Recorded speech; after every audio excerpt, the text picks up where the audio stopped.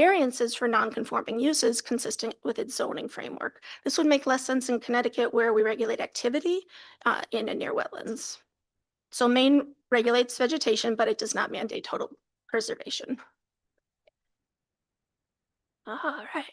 So New Hampshire, no person shall commence construction, excavation, or filling activities within the protected shoreland without obtaining a permit from the department to ensure compliance with this chapter.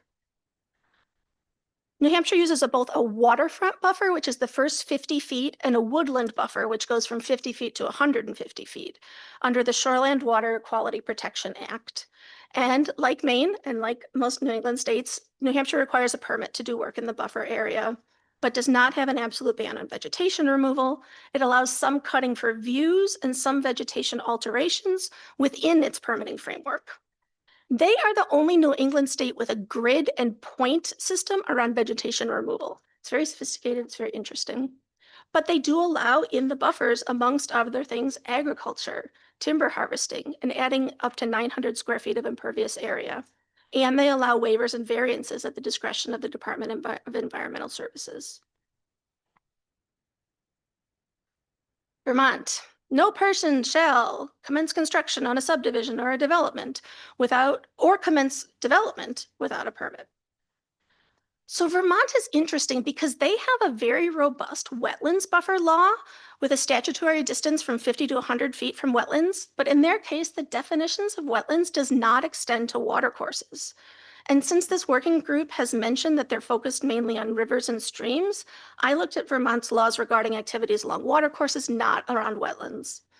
So they do have a law around watercourses. It's their Act 250. They call it shoreline protections. And that system relies on discretionary case-by-case review. Again, not categorical vegetation prohibition. Permits are also required for activities within these areas. And unlike the other states where I've shown you some exemptions from the permit and the law, I want to highlight Vermont's overall shoreline protection criteria. What is on this slide, 1, 2, 3, 4, is the entire statutory text. So development should, there's a little preamble, but it says development should, as far as possible and reasonable, retain the shoreline and the waters in their natural condition, allow continued access to the waters and recreational opportunities provided by the waters, retain or provide vegetation which will screen the development and the subdivision from waters, and stabilize the bank from erosion as necessary with vegetation cover. There are also downtown developments along the shorelines that have different, more lax criteria. Massachusetts. No person shall remove, fill, dredge, or alter any bank or riverfront area without filing written notice of his intention to so remove, fill, dredge, or alter without receiving and complying with an order of conditions. And in this case, an order of conditions is like a permit. All right, there we go. Massachusetts calls their regulated buffer a riverfront area, which is about 200 feet, except in urban areas where it's 25 feet. Within the riverfront area, vegetation removal is not banned outright, but again, permits are required. They allow in their riverfront area, amongst other things, routine maintenance of lawfully existing lawns, gardens, and landscaping, agricultural or aquacultural use, including cranberry bogs, and construction and maintenance of piers, docks, boathouses, and landings. And they have variances and waivers for maintenance and repair of pre-existing structures. It gets really little because Rhode Island is little. Okay. No person may undertake any activity within a jurisdictional area that may alter the character of the freshwater wetland, buffer, or floodplain without first obtaining the approval of the director of the Department of Environmental Management. And I know that's slightly different than, it's just another part of the law than what I sent around yesterday. So Rhode Island's wetlands and buffer rules include explicit buffer zones between 15 and 65 feet of a wetland watercourse, but they allow regulated activities within them. Rhode Island calls their buffer zones buffers. They're the only state. Rhode Island requires a permit to do work within a buffer. Vegetation removal can be approved if permit standards are satisfied.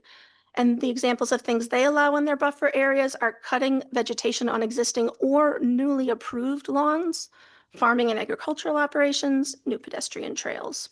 And they also allow variances from these regulations. In Connecticut, no regulated activity shall be conducted upon any inland wetland or watercourse without a permit.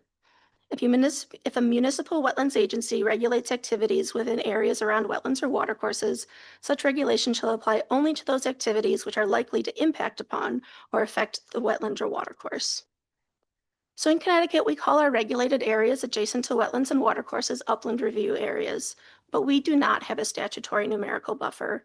We regulate on a home rule basis via municipal inland wetlands and watercourses agencies.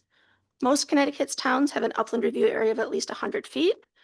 Some towns, for example, Windsor, Mansfield, Hamden, New Milford, Ellington, Groton, and Watertown, have upland review areas that are greater than 100 feet, up to 300 feet in East Lyme and 500 feet in Burlington. Other towns such as Bristol, Enfield, Andover, Columbia, and Warren have tiered or conditional upland review areas that extend beyond 100 feet. As with other New England states, upland review areas, including these larger upland review areas, withstand scrutiny because regulation still requires a finding of likely impact. And like other New England states, Connecticut requires permits for activities in upland review areas unless the activity is as of right.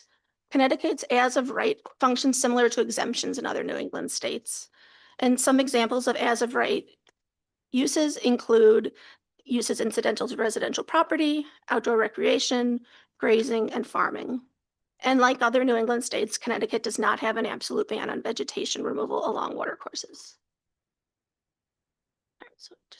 So coming back to those three definitions of riparian buffer that we identified earlier, the definition you choose determines the conclusion you reach. If you measure a riparian or define riparian buffer as a measured statutory setback, then Connecticut does differ from other New England states. If you define it as meaningful regulation of activities and vegetation near watercourses, Connecticut's program is functionally similar to the rest of the region. If you define a riparian buffer as an absolute ban on vegetation removal, then no New England state, including Connecticut, has a riparian buffer law. Most New England states rely on legislatively defined buffer distances ranging from 15 to 250 feet. I timed it, hold on. Connecticut relies instead on upland review areas, usually at least 100 feet, applied flexibly based on site-specific impact. I gave myself a second. All states, including Connecticut, require permits for work within these areas, and all provide exemptions or as-of-right activities, which is important for takings purposes. No New England state has a categorical prohibition on vegetation removal. This is a consistent theme across all states with fixed buffer distances. Every state allows some combination of exemptions, permitted uses, routine maintenance, waivers, variances, or case-by-case approval. Broad prohibitions raise takings risk, particularly under the Lucas and Nolan-Dolan framework. And finally, administration varies. Oh, hold on, it's gonna come. I'm a little ahead of it. All right, administration varies. Some states run their program at the statewide level. Connecticut and several others rely on local or regional administration.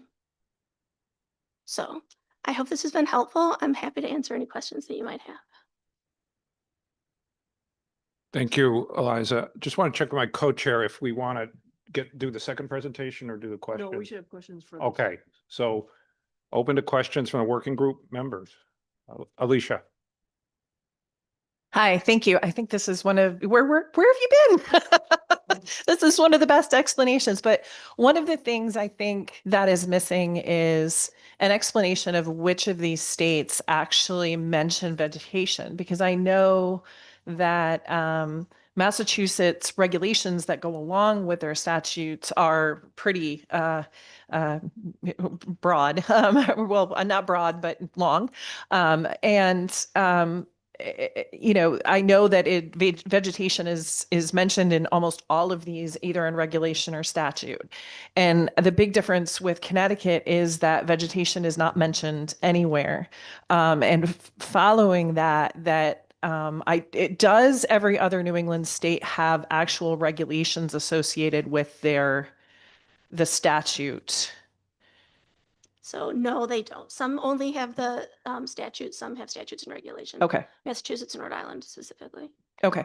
And you know, because we don't, I just want everyone to have an understanding that we don't have regulations associated with the Inland Wetlands Act. We have the model regulations, which are not not the same as regulations, right? They don't go through the regulatory process. I just want to make sure everybody, and this isn't any, I just want everybody to understand that there are some of the differences here. Rep. Dubisky?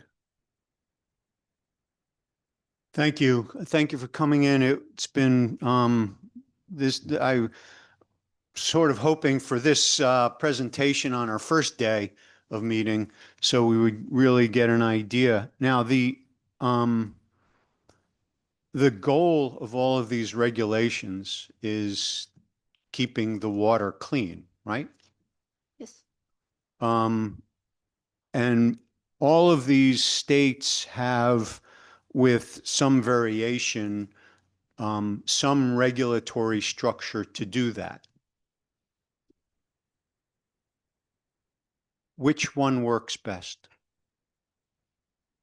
Legally, they all are defensible. Ecologically, that's not my area, unfortunately. Which one keeps the water clean? I can't answer that. Do we know? Do any of them work? Do any of them have, are they useful at all in keeping the water clean? Or do they just make us feel good because we have regulated something? If I might address that, I mean, I think keeping the water clean is one objective. There are other objectives of keeping the water cooler, shading it for habitat benefits. So there are various benefits to it. Yeah, I think I'm probably not the right person to answer the question of do they all work either. I don't know what the science is out there in those particular states that would determine which has worked and which hasn't, but others may know that.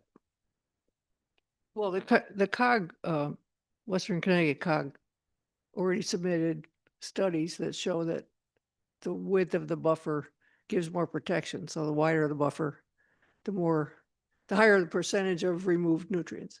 Yeah, I think that the science on the effectiveness of naturally vegetated buffers is clear. That's not in dispute here, I believe. I think the question from the representative is, of the various regulatory frameworks to protect these buffers, which is the most efficacious? And I'm not aware that that has been studied. And there are a couple challenges there, because one is a hypothetical, right? We don't have reality and a different reality where we don't have these buffers.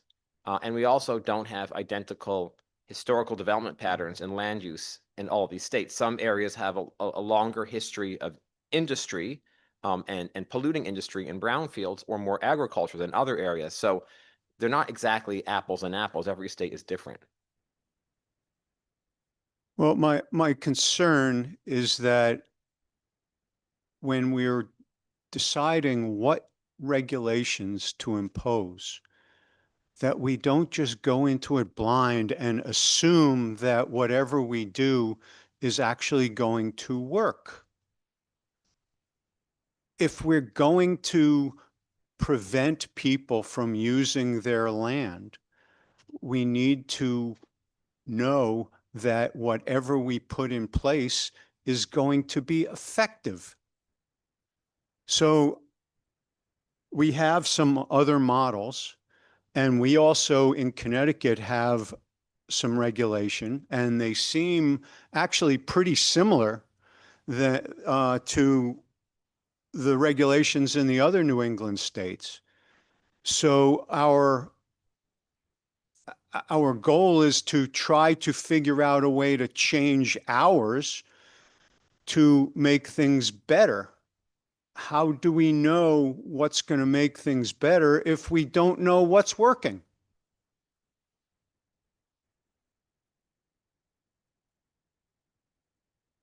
Can anybody answer that?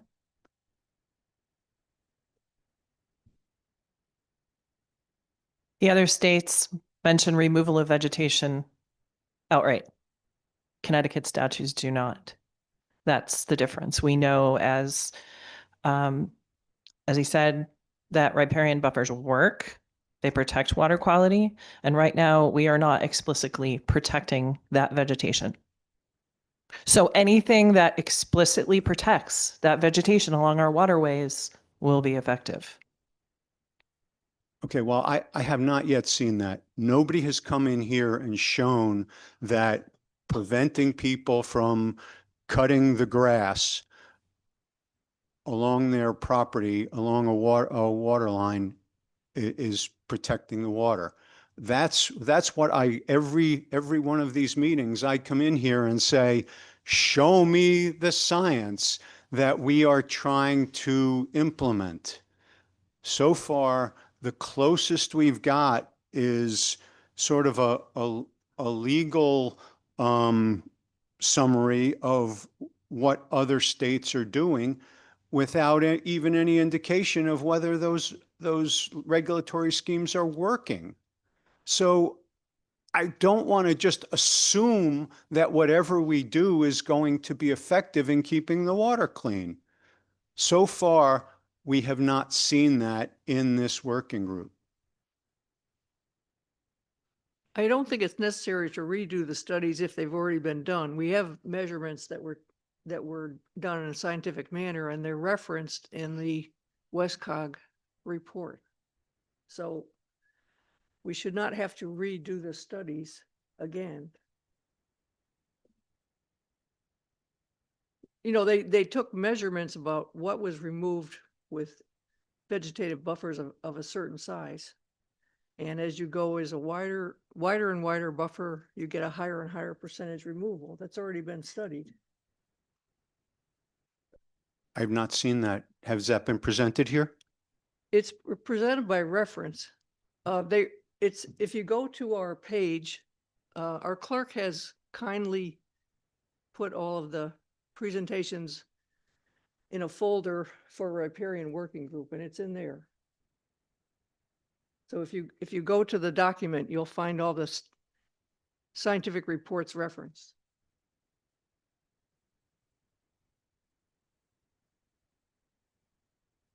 You can call them. Sure. I'm sorry. I forgot your name and organization. I'm Denise Savageau. What's your name again and organization? Denise Savageau. I'm with the Connecticut Council on Soil and Water Conservation. To Francis's point, I think there are two issues here. First, do we need riparian buffers? What's the science there? And I think Mary explained that we have the information. It's pretty well documented. I believe that Yukon Clear is going to talk about that a little bit more today. But do regulatory frameworks work? I think we can argue that, yes, they can be pretty successful. When we look at our waters, pre the Clean Water Act, pre the wetlands regulations, all of those statutes, both at the federal level and at the state level, we have seen increased water quality across the board. One of our challenges with a lot of the regulations that have been put in place is that they don't as adequately address non-point source pollution and the natural solutions that we get from keeping forests as forests, keeping riparian areas there. We have the science, but the regulatory framework isn't as strong on that. In Connecticut, we are one of the states that has the strongest wetlands law. And so making this law function so that we retain the riparian buffers. So there's two questions here, and I don't want to confuse them, because if you're asking, does the science work? That's pretty clear. And if you need more information on that, I think there's a whole host of us who can provide that information to you. If we're talking about a regulatory framework, it really depends on what an individual state wants to do, but the Connecticut wetland law has been very successful. I would hate to think what the state of our resiliency and our flooding, our stormwater management, our water quality would be without the work of our wetland agencies locally, as well as what the state does to protect both inland wetlands and tidal wetlands. So I think the framework works. But what we're looking at is, can they be improved to give us better water quality, better work, particularly looking at the challenges that we're having with excessive rain events and some other challenges that we're facing from a water quality, because we know that the last frontier is tackling non-point source pollution, and that's what riparian buffers help us with. They slow down the water, they trap sediments, they allow for better water infiltration. I went through a litany of these last week on that, and all of these are documented in the literature that has been presented to you. So do we know regulatory frameworks? We don't do a good evaluation of them, so we could possibly look at that. But what we do know is that the science is there for the buffers.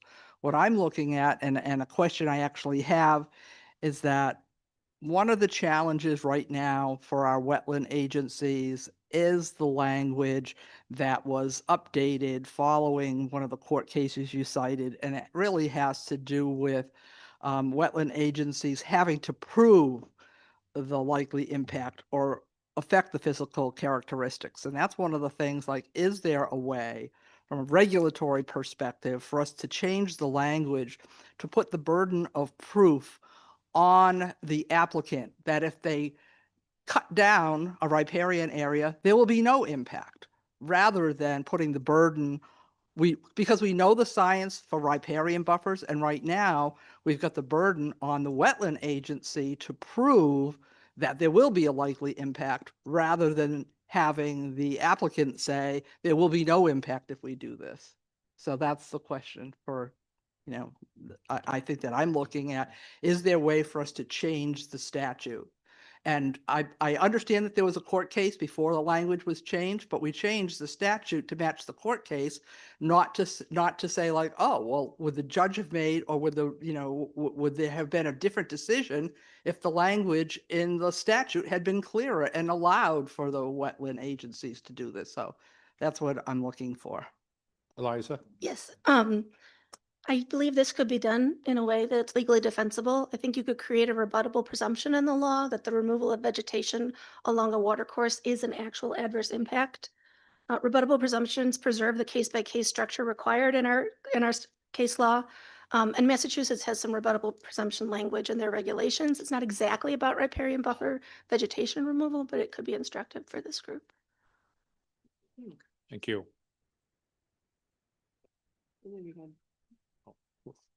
Bill? Yeah, thank you, Bill Lucy, Save the Sound. I just wanted to remind folks that slide 5 from my presentation last week had buffer widths and nitrogen removal rates. So we've been through this multiple times. The evidence is very clear. It's established. And as far as the regulatory framework goes, I think Francis brought up a really good point. When you have buffer zones, let's say in Vermont or Maine, those are hugely rural states. They have vast uplands that are forested. So I think as we work on what we're going to hopefully do here, we're going to be looking more closely at the regulations. Just a suggestion, in Massachusetts and Rhode Island, which are more heavily developed, similar to Connecticut. And I just throw that out there for consideration. Thank you.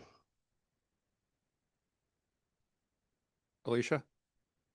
I just want to note that Yukon Clear is going to be talking to us today. So I think we should probably hold all of that discussion until after they have the time to present. So for those who didn't look at the agenda, they will be coming up next. I just have a question on resources. Alicia at our first meeting said she would like to see one coach and then all the towns carrying out the functions. What?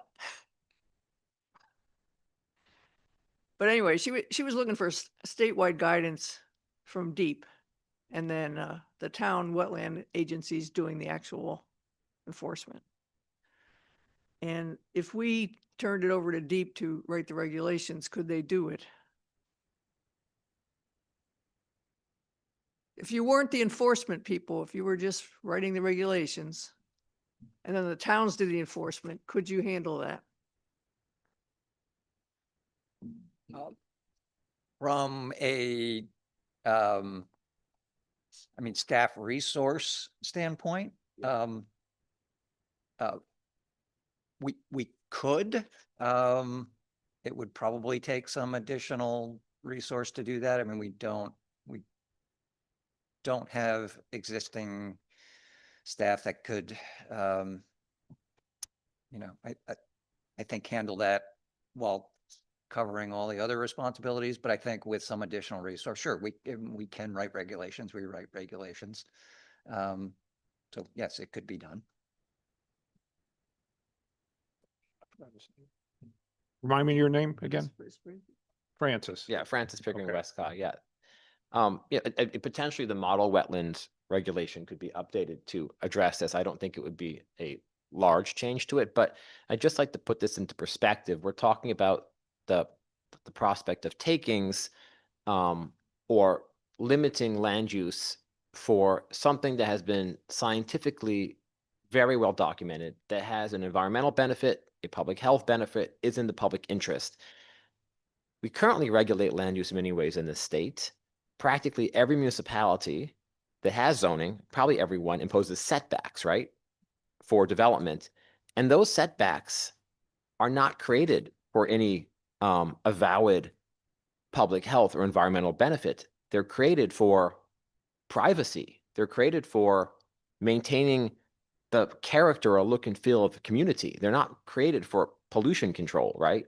So I want to caution us to say I don't think we need to be too worried about the prospect of takings here, because if this is a taking, then a much clearer case can be made that every single setback in every single zone is a taking.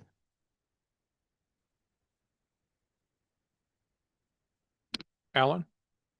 Yeah, so I want to just step back for a second and go back to Representative Dubinsky's original question about what are the scientific evidence that supports what we're trying to do in this working group. And many of our members are Conservation Commission members and Inland Wetland Commission members that have scientific background are aware. This is probably going to be covered by the Yukon Clear presentation, but are aware of literally hundreds and hundreds of scientific studies that show the benefits of an intact riparian vegetative barrier on the health of fisheries and other aquatic wildlife. I know that your agency, your wildlife division, and your fisheries people, including a former deep employee, Steve Gephardt, is well versed in a lot of these scientific articles. So I think it would be a benefit before the work group ends to invite perhaps Steve or some of your current folks just to give a summary of some of these really established scientific articles that show these benefits. Thank you. Thank you, Alan. Janet, come on up to the desk. Thank you. Janet Brooks.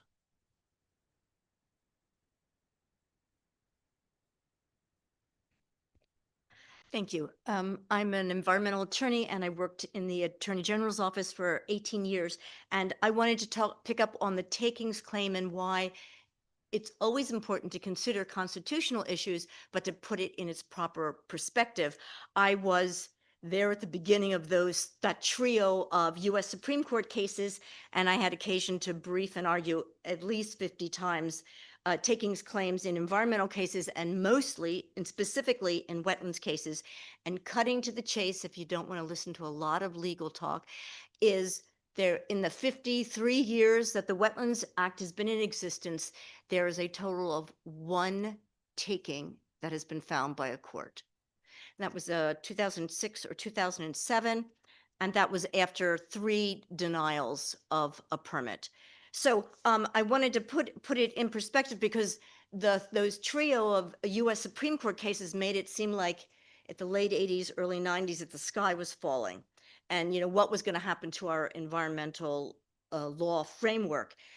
So we have both the Connecticut Constitution and the US Constitution have a provision against unconstitutional takings. They're evaluated in the same way.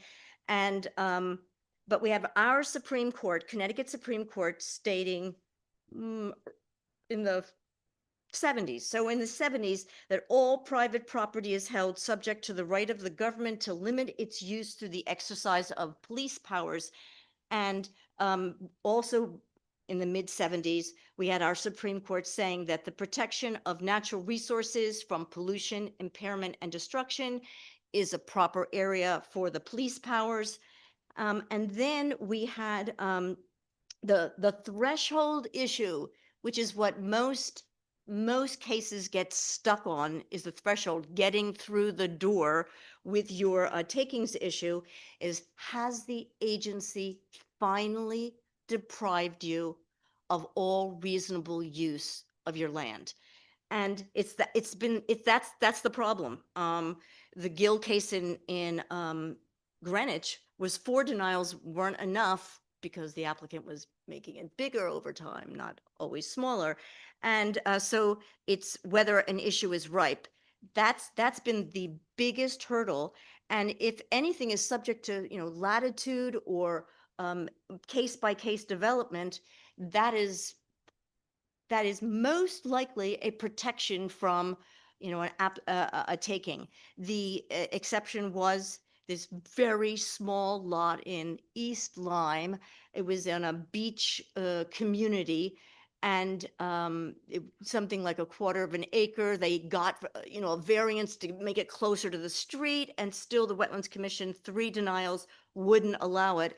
And the court said that was a takings, but the Wetlands Act in its judgment in the 1970s provided an out, because it's in the statute itself and has been there since the beginning, that if there is an unconstitutional taking, the court can untake it. So this 1/4 acre lot in an already developed beach community that had got a variance to get closer to the road was allowed to build that property. And after that had happened, I talked to the town attorney and I said, "Why didn't you appeal it?" And he said, "Why did we want to appeal it? This is the solution. Somebody gets to do something. The town doesn't pay money. So there is the solution right within the statute. It will, if there is a taking, the statute allows for the untaking of that specific constitutional violation. So I think that's why I think that mostly this is a threshold issue of whether there's any finality, if the agency has finally acted. I wanted to mention something about does the Wetlands Act allow, does it provide for regulating the removal of vegetation? And to Alicia's point that it doesn't explicitly, I guess, use the word vegetation, but we've had a Connecticut Supreme Court case since 2005 that has established that the removal of trees clearly falls within the definition of a regulated activity. So first, this is the melon tree cutting case on the banks of the Connecticut River. And I represent the Commissioner of Environmental Protection's interest, joining with the East Haddam Wetlands Agency in litigating that.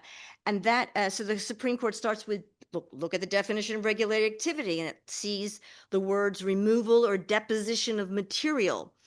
So in a wetlands or watercourse. So the Supreme Court says the definition expressly includes operations, quote, involving removal or deposition of material. In the present case, the airport defendants removed the living vegetation canopy growing over the wetlands and deposited the woody remains on the ground. If the removal of all vegetation growing in a wetlands area was not intended to be a regulated activity, we would be hard pressed to imagine what type of material the legislature had in mind in enacting the definition 22A-3813. So I think it is implicit in the statute. It's explicit from the Connecticut Supreme Court that it can be regulated. And the only question is whether you want to then have an explicit recognition of the value of the riparian corridor or whatever to enhance that. And that was what I had left you folks with last month, the suggestion that to undo that actual adverse impact, which is from the Riverbend case in 2004, that that there be an adoption of language that is a legislative finding of the value of the riparian corridor, just the way you have your legislative finding at the beginning of the Wetlands Act 22A-36, which sets out what all the benefits are from protecting wetlands and watercourses from random, unconsidered activities. I think that's everything. Thanks. Thank you, Janet. We have Joan Nichols online. Hi, good morning, everybody. First of all, I want to thank Eliza for that very comprehensive presentation. That was very, very helpful. So I'm the lowly forester in the room here after listening to all the attorneys, and I just have a very, I guess, practical question.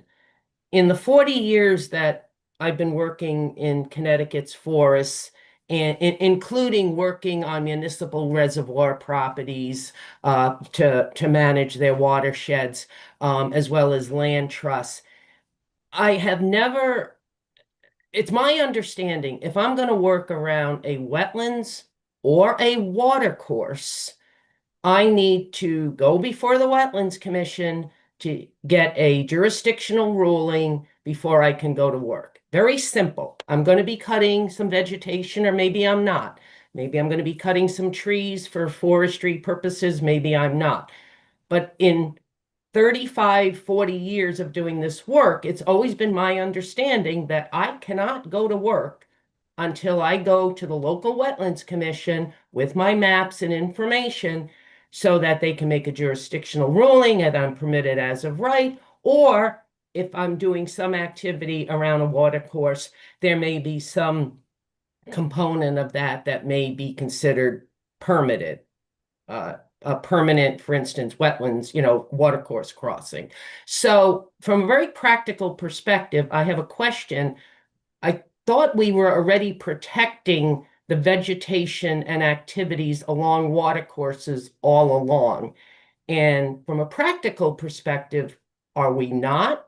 Or are we under the current laws and regulations that I've been operating under for 40 years? I guess it's a question. I guess we've had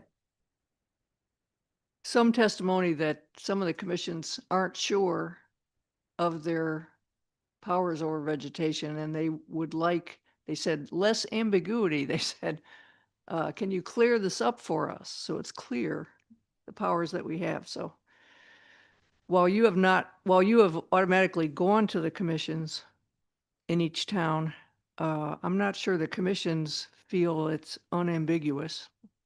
So we would try to fix that.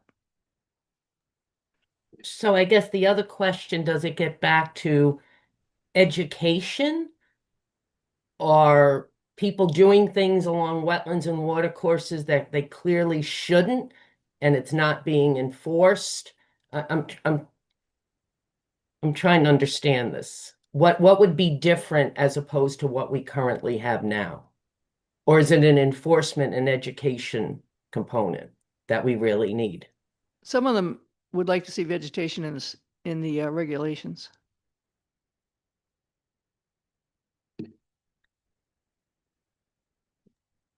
Okay, I guess I deal with vegetation on a daily basis.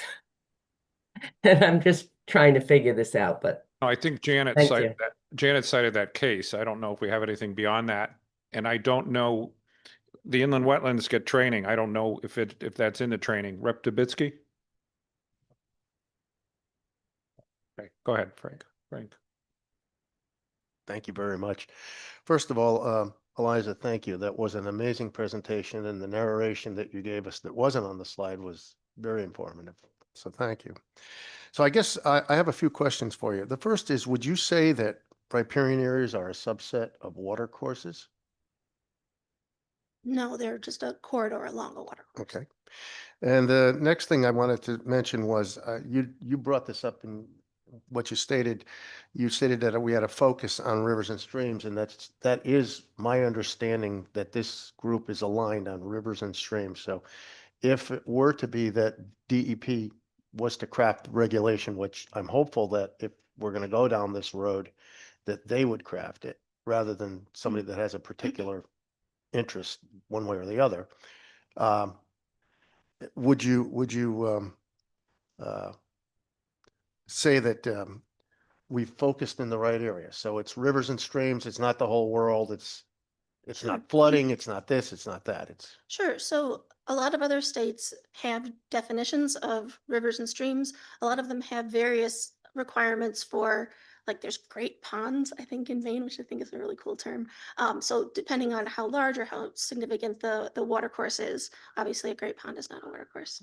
But sort of replying to a few of the most recent comments, one thing that I think that could happen that would be legally defensible would be to add language into the law that states the adverse impacts of the removal of vegetation. So it says vegetation, it talks about actual adverse impacts along water courses, again, only water courses, by listing the physical impacts of removing riparian buffers. So I think that's something that could be. all right, but rivers and streams in my mind is a little different than the Great Pond, so to I speak. agree. So we're talking this group, I think, has found alignment on rivers and streams. In the states that you studied, who grants the permits? And I want to clarify what I'm saying. In Connecticut, it's the DEP, but the wetlands guys do it, right?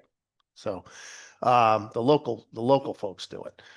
In the other states, is it the same in all of those states, or are there states where it's actually what would be the equivalent of the DEP? So in other words, somebody wants to do something on their property and they have to apply to the state agency? That's right. That's right in Rhode Island. I think also in New Hampshire. Maine makes it to the zoning, local zoning. Vermont uses districts, which I think are kind of like counties. So it varies.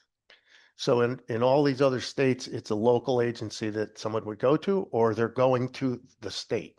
It depends on the state. In some states, they're going to the state. In some states, they go to local agencies. Can you tell us which ones are which? Yeah, so Maine is local. Oh, let me just get this local.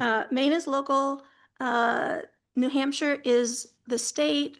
Vermont is regional. Massachusetts is regional. Rhode Island is the state, and Connecticut. Yep, Connecticut's local. All right. All right, because I think that makes a difference to the applicants. I mean, obviously, it's and the workload of the DEP, which is already, as I understand it, lacking resources to do this kind of thing. So I think whatever we do, we should do it through the local agency. And we already have some language in the Wetlands and Watercourses Act that could perhaps be tweaked, or in my personal opinion, this is a more of an educational and kind of maybe we need to include the word riparian somewhere in the act.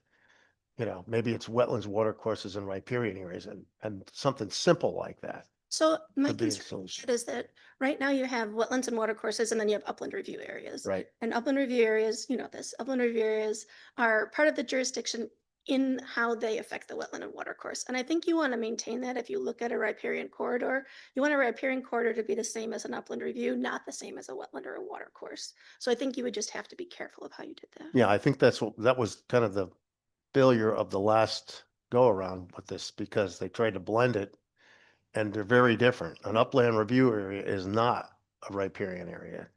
And a It's not a riparian, watercourse. it's not a watercourse. Right. So it's really an overlay, as our LCO attorney has explained to me. Mhm. And it's hard to write an overlay, but we're going to try. So we're going to try to recommend how to fix it And in our I- report. Thank you. I appreciate the DEP being willing to craft some regulation. Thank you. I got clearly from Deep is that they don't want to do the regulation. They don't want to do the premises regulation. They want the towns to continue to do it, correct? That's really where you're, Correct. okay. Alicia?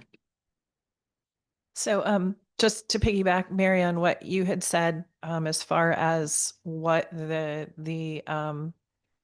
commissioners are thinking. So I gave a presentation at the Connecticut Association of Conservation and Inland Wetlands Commissions. All right, I always screw that up. Which is it's huge. How many commissioners were there? So 250 plus. So it's a really big convening of all of the inland wetlands commissioners. And I used a program to get information from my audience. And not all 250 were there. I'm not going to, make it sound like everybody wanted to hear from me. But so I asked a bunch of questions. And one was, do you think that your commission currently has the authority and tools necessary to protect natural vegetated areas along our waterways? I was surprised that 46% said yes and 39% said no. However, when I asked the question, and this was in a word cloud, right? So when everybody's, giving same answers, they get bigger. What's the biggest challenge your agency faces in efforts to protect vegetation and riparian buffers? Authority and ambiguity were common responses. So I asked the audience, well, that's interesting because when I asked you if you thought you had the authority, you said yes. So why is authority and ambiguity the common answer here?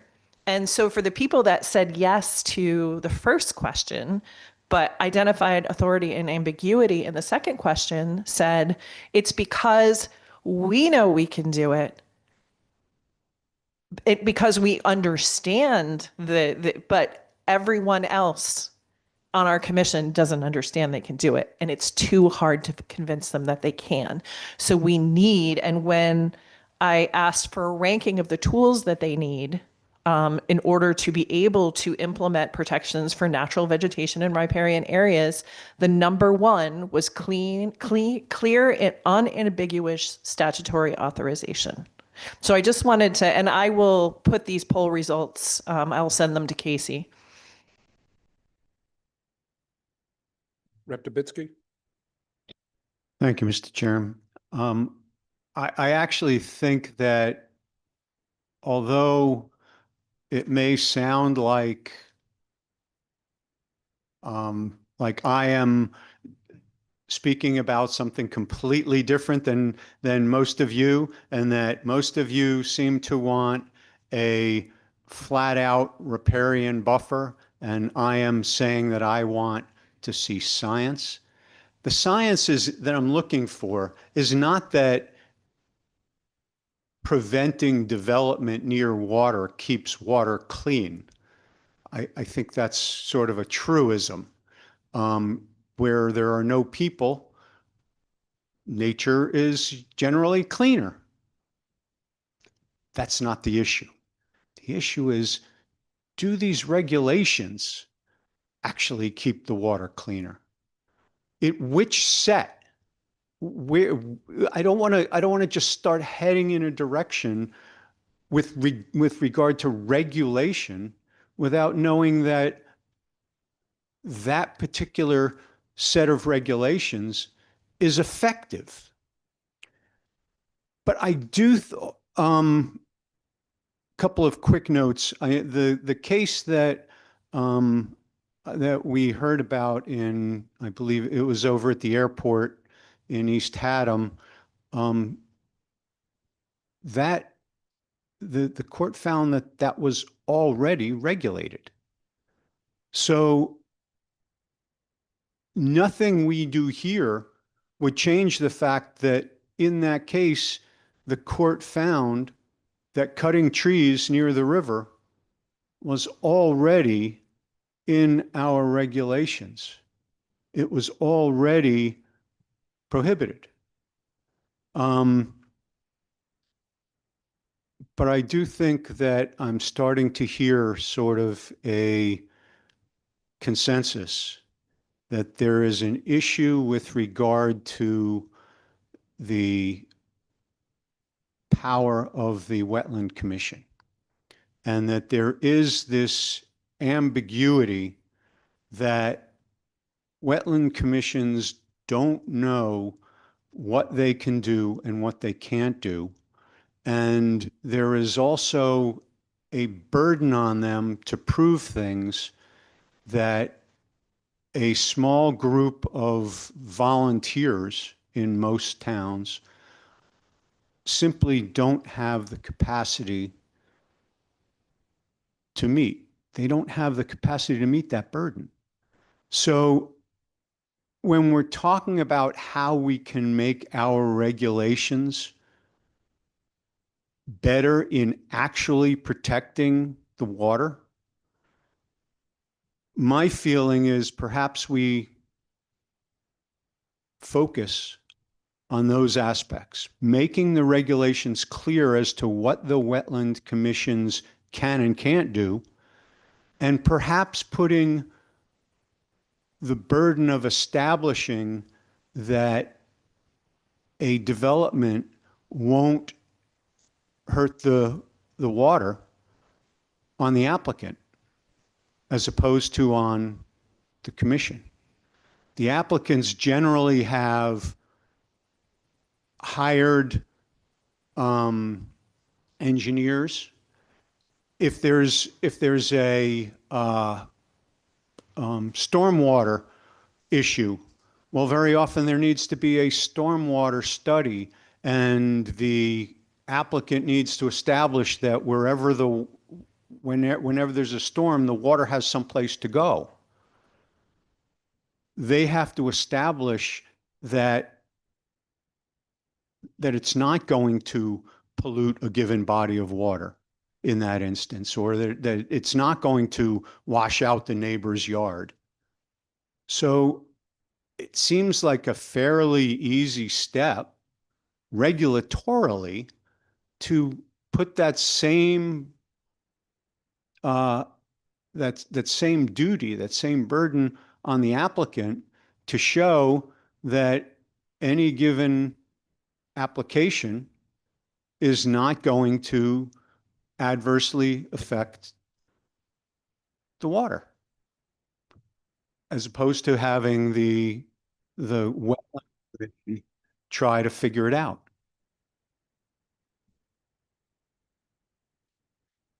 Oh, and one last thing. I just note that on the front page, the first slide, there's a little campground area with some picnic tables along the water. And I don't know if that's a stream or a river or a lake, but if that were a stream or a river and we imposed a arbitrary riparian setback, the people on those picnic tables would not be able to see the water. They couldn't cut the grass there.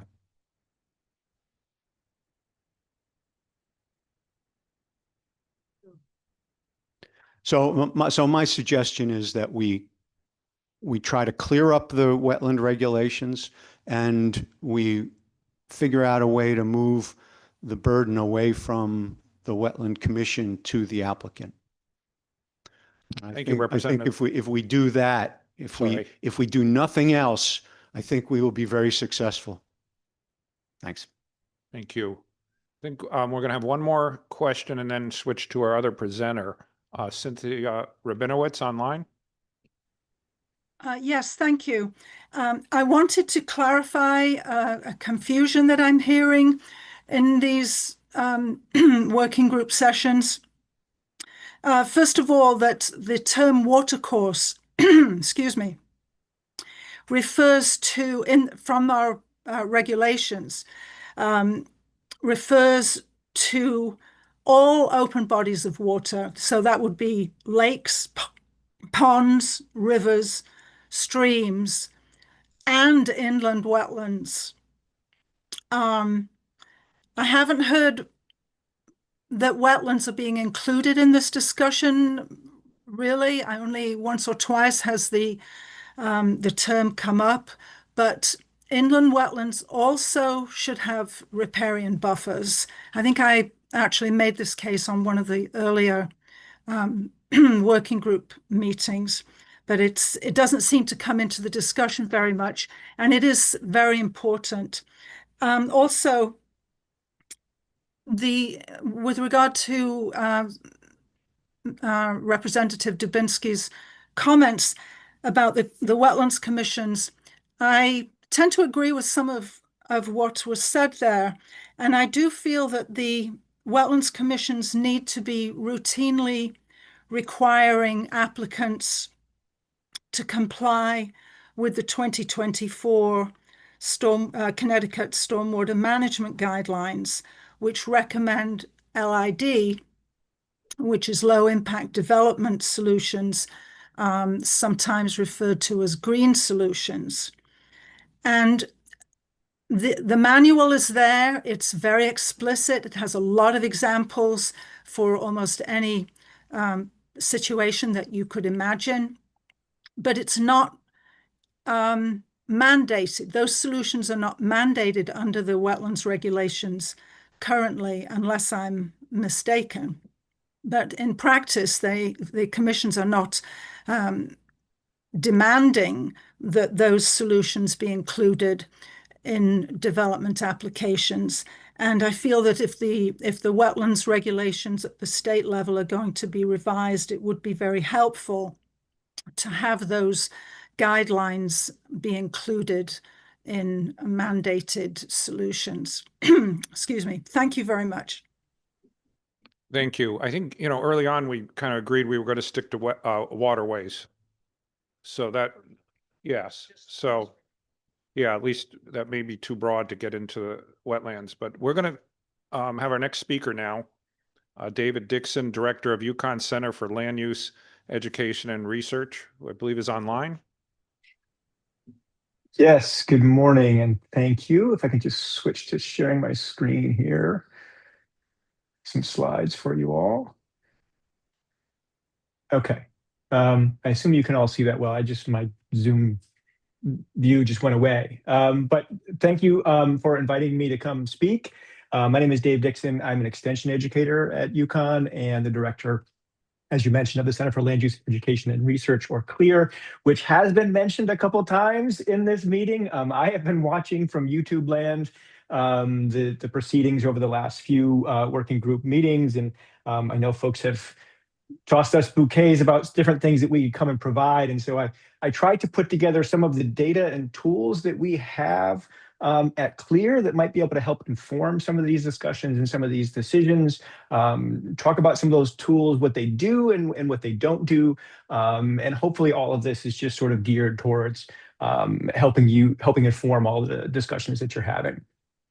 So there's two big questions that I've been hearing sort of throughout these proceedings. The first is sort of what is the issue or problem we are addressing, which I know Representative Dubinsky has sort of mentioned this and just sort of tweaked that a bit. And so we do have some land cover data that may be somewhat helpful, although not directly addressing the question that you just asked. And then another question, I was talking to Representative Mashinsky yesterday, talking about what width where, right? How big of a buffer and in what locations, and how do we determine what areas to do that in? And I know the last working group meeting, a couple of our tools that we've developed recently, our source water protection tool and our local watershed assessment tool, were talked about. So I just wanted to give you a sense of what those tools do, and you all can determine if it's useful for your discussions or not. And I will mention I have backup on this presentation. I have Emily Wilson, who is our geospatial educator and analyst and expert and data expert on the line with me, as well as Juliana Barrett, who's got more of the science that people have been sort of pointing to us for on what riparian buffers do and what does the science say, as well as Chet Arnold, who has been tracking land cover change along with Emily in our state for many, many years. He's now retired, but we still pull him back because of his vast knowledge. Okay.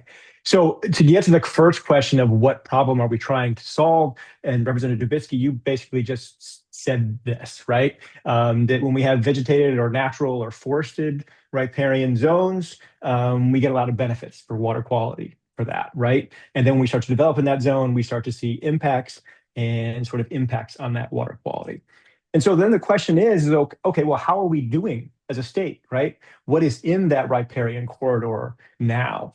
And so the way we have approached it from CLEAR is to look at land cover, which is to take aerial imagery of the state, divide it into a bunch of pixels or squares, right? And then see what's in that square and then classify that. That's forest land, that's development, that's water, whatever. Variety of different classification systems.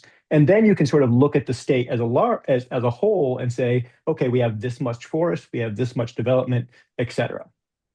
So we can look at status, like what do we have now, or we can look at change. How has our status changed over time? And so we have two data sets, both of which are fairly new, that can help talk about what's going on in the riparian areas, both in regard to status and in regard to change. Okay, so these are the two data sets that we have available to use. The one on the left, the NOAA Coastal Change Analysis Program, is a high-resolution data set, which means that those pixels that we place on the ground, on the landscape, are 1 meter pixels, so 1 meter by 1 meter. They look at 1 meter by 1 meter pixels and say, okay, this is what's predominantly in that pixel. We're classifying this as forest, or whatever other category. This is based on 2016 imagery, statewide imagery. So that's sort of the point in time that data shows. Because it's such high resolution imagery, such small pixels, well, I should say 1 meter is more like this, right? I don't mean to do this, but this. We're able to look at in detail what the land cover is in the 100-foot riparian zone, which is what, as has been said, which is what most towns use for a review or riparian area.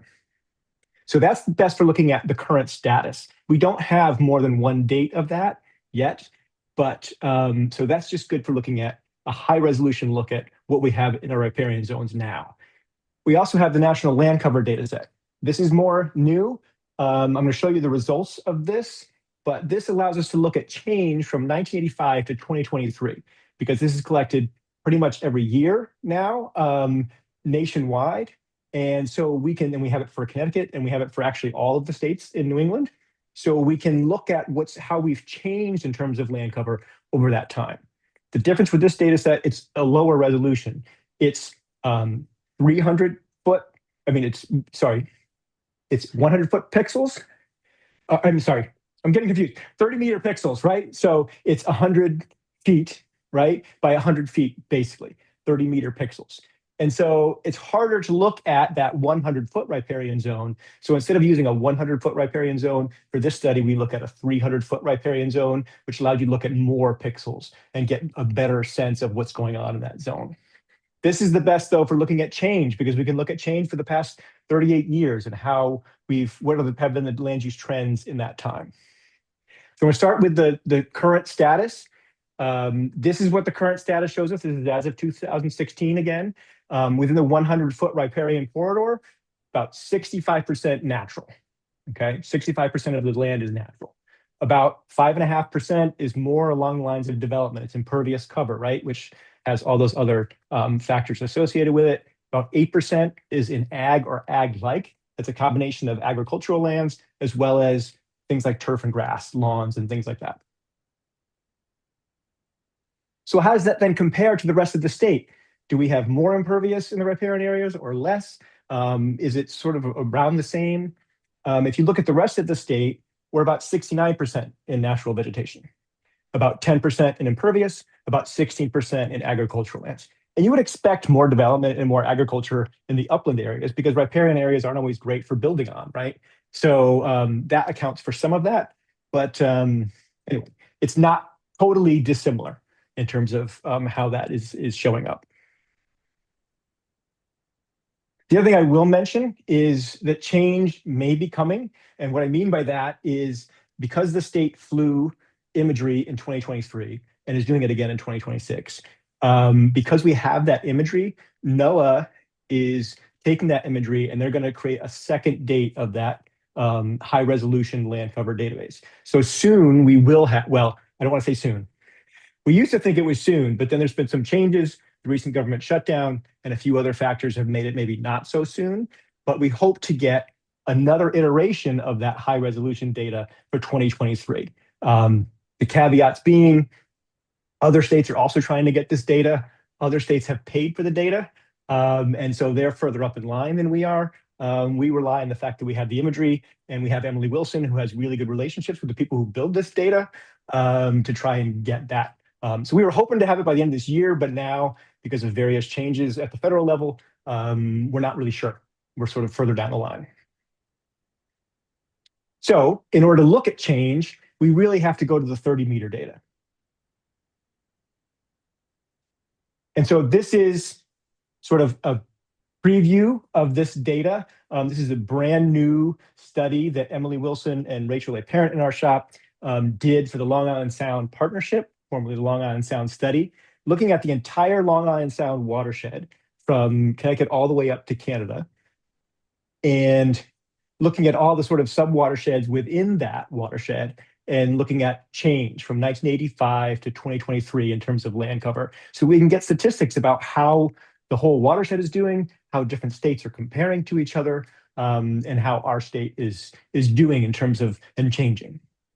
And they also wanted to look at riparian areas because of the same reasons that we are all discussing here, the importance of riparian areas to things like water quality, which impacts, of course, Long Island Sound. They wanted to know what's happening in that 300-foot buffer riparian zone. And I will say, this data that I'm going to present, this is sort of the first time it's being presented. We're still going through and slicing and dicing this. Eventually, this is going to be available by state, by town, so every town can go in and look at this new data. This is kind of a replacement for a study that we've had for years called Connecticut's Changing Landscape, but sort of with a new data set behind it that gets updated more frequently. Okay, so if we look at that, and we're looking at just Connecticut, this is not the entire Long Island Sound watershed, this is just Connecticut. How have we changed within the riparian zone? So the map on the left side of the screen, if you see red or you see yellow, that means that it used to be something else in 1985 or at some point within that time frame. But now it is either development or what we call developed open space, and that's a category in the NOAA data, which basically means manicured lawns, golf courses, other places where we've impacted the landscape, right? It's not in sort of natural state. So we call that developed open space. So if together we call those a development footprint because that's where we're having impact, right, on the landscape. And so if you look at that and look at the major categories of land cover and how they've changed over that time, we've gained 22,000 acres of development, of the development footprint, right? Which, if you're having a hard time conceptualizing that, that equates to about 35 square miles, or about 16,000 or about 17,000 really football fields, if you think in terms of sports metaphors. And at the same time, we've lost about 14,000 acres of forest land and about 7,000 acres of agricultural land. So that just gives you a sense of that the change over the last 38 years. We're sort of losing some of those benefits of our riparian buffers as we're adding more and more development within that zone. So how do we compare to the other states? And this gets to the question that was just raised a little bit earlier, but I'm not saying that this is the answer. This is qualified by the fact that this is, again, just the portion of these states within the Long Island Sound watershed.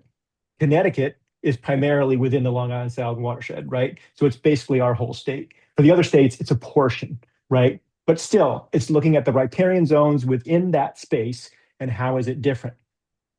So if you look here on the left, you can see sort of the development acres and the open space development acres. And then if you look at that total DF, that's the total development footprint acres. That's sort of as of 1985. And then if you move to the right, you look at the total development footprint for 2023, you can see the difference there. And so the relative change in Connecticut is about 11%. Compared to the other states, they're pretty comparable. Massachusetts and Vermont are about 12%. New Hampshire's about 17%. But you also need to look at the fact of where did you start in 1985 and where are you now? And so if you look at the percent of the riparian area in the development footprint, right, both in 1985 and in 2023, we started with a lot more development in the riparian area in 1985, and we're continuing to increase that to the point where now we're at about 25% of our riparian area is in development compared to much lower amounts in the other states. Again, that's not their entire states, so we can't do a complete apples to apples comparison. That could be done. It wasn't done for this study. So if you look at, okay, well, let's look at the specific categories of forest cover, for example, and how has that changed in comparison between the portions of the watershed in each of those states. And you can see Connecticut is sort of losing forest land at a faster rate than the other states in the watershed. Again, with the same caveats. Okay, so there's a lot more we could do and talk about with land cover.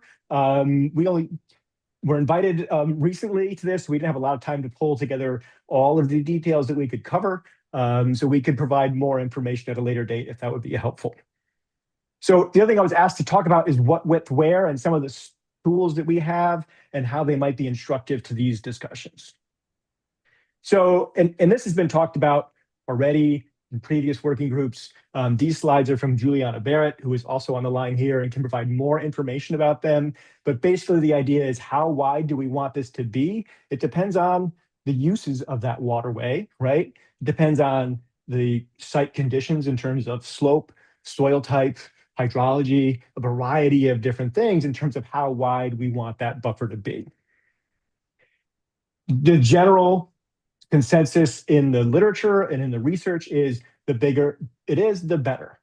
Between 25 and 50 feet, you're still getting benefits in terms of those smaller riparian corridors or buffers. The bigger you get, the more benefits that you get. And again, Juliana Barrett would be great to come back to talk more in depth about this if that would be useful when you get to that point. Okay. So one of the tools that's been talked about in here is our source water protection tool, which we developed with Denise at the Council of Soil and Water Conservation and the Department of Public Health. And the idea here was to look parcel by parcel around the state for parcels that were in source water areas, so either aquifer protection areas or drinking water watersheds, right? And for each of those parcels, create sort of a prioritization metric for protection, right?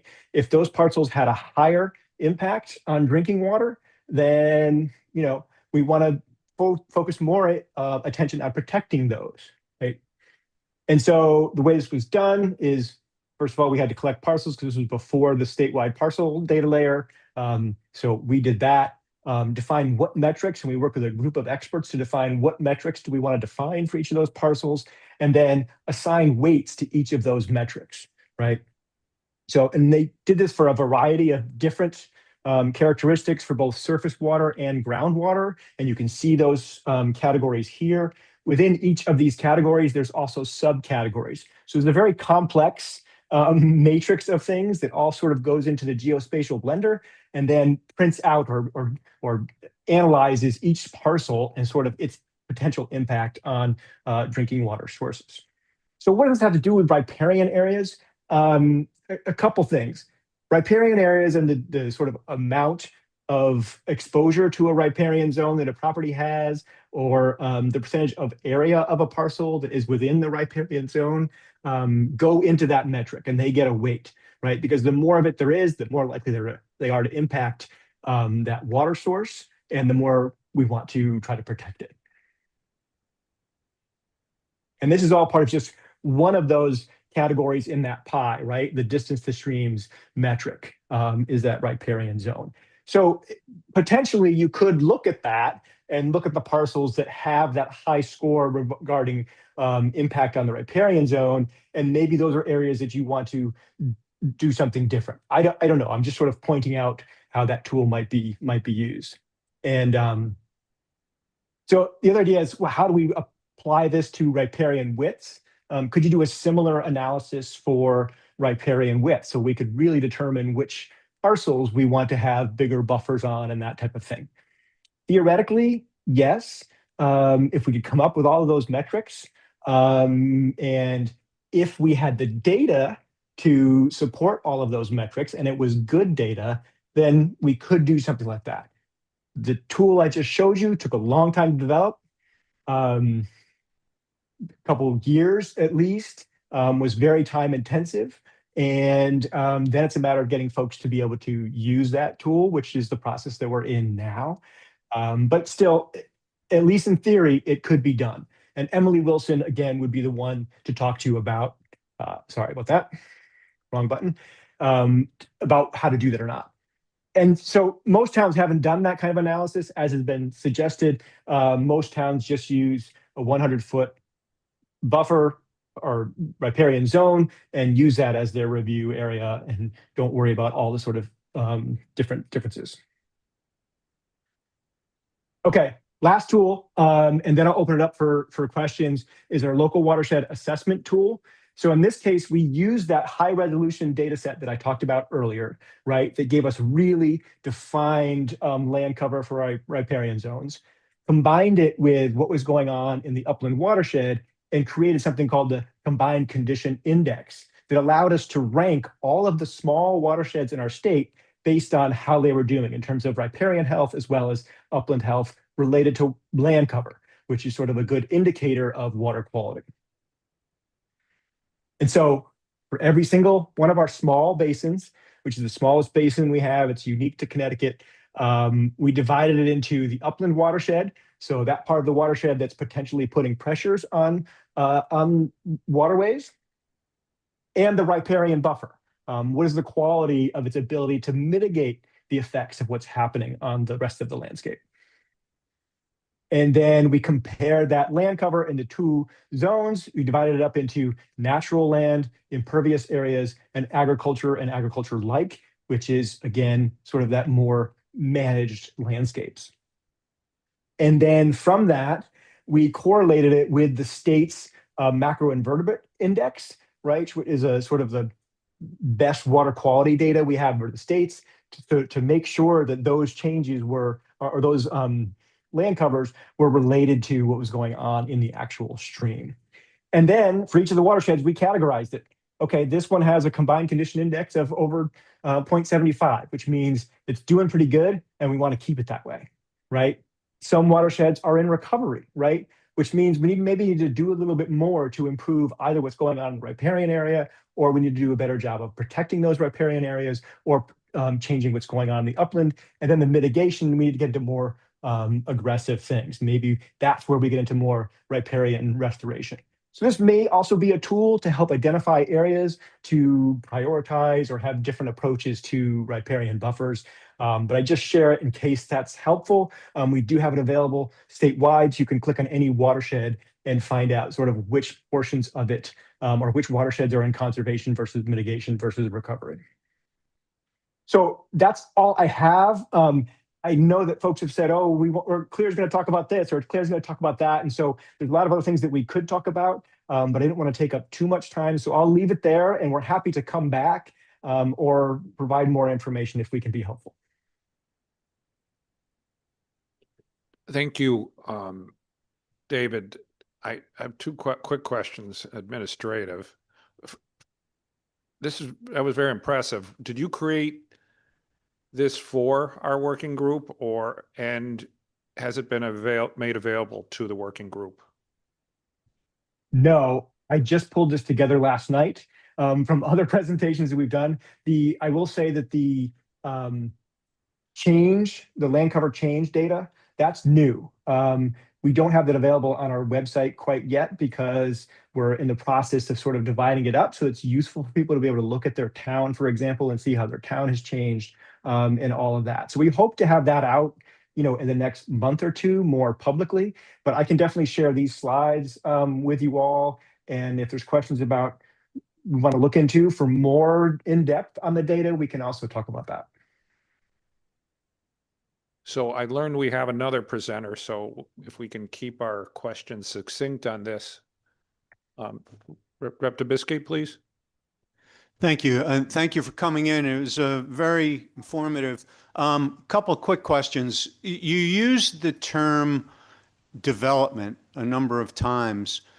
And can you explain what that word means in your presentation? Yeah, so we use development as sort of a catch-all term in a way, for how we classify what's going on in the land cover, right? So it's very similar to impervious cover. It's looking at if it's buildings, roadways, parking lots, that type of thing. And that's the majority of what's in that pixel that's considered to be a development pixel. And it's particularly important in sort of the bigger pixels, the 30-meter pixels, right? Because you have to sort of summarize. You're going to get in some other areas in that as well. But still, it's pretty representative of what's on the landscape. Does that help answer the question? Sure. So it's not just housing developments or commercial developments. It's essentially anything that isn't tree cover. Well, it wouldn't include agricultural lands, for example, right? And there's different data sets that have this differently, but in the NLCD, they have 4 different categories of development, right? So when we say development in that context, and that's the change study, there's high density development, medium density development, low density development, and then developed open space, which is more like lawns and stuff like that. So their data, when they say the development, it's all 4 of those categories. So it can be, yes, it can be a variety of different types of development, but it doesn't include agricultural fields. Okay. Or barren lands or things like that. When you use, you also use the word watershed. It almost seemed like you were using it interchangeably, watershed and riparian area. Those two are not the same thing, right? No. My entire town is in a watershed. Right. But so how? So yeah, and I Why we apologize for use that. those interchangeably? Yeah, I didn't mean to be using them interchangeably. I apologize. I was trying to go quickly, so I may have misspoken. But no, the riparian zone, as you know, is just sort of the area along the water courses. The watershed is sort of much broader than that. And so that study that I mentioned at the end there, where we looked at what was going on in the riparian zone, just that sort of 100-foot buffer in that case, combined with what was going on in the rest of the watershed, right? Which is all the land that drains down, goes through those riparian zones into the waterways. Okay, and last question is, your study starts at 1985, and considers the tree cover to be natural. In most of Connecticut was completely deforested 100 years ago or more, and if you started at a different point, you'd get a different result. So why was 1985 chosen? That's the data that's available. That's when the National Land Cover data set started. So that's the data that we have, right, is from 1985 to 2023. Okay, thank you. NOAA puts that data out. So it's just sort of the data that's available to us, and then we look at it and sort of dice it up and figure out what it says about our watersheds and our towns.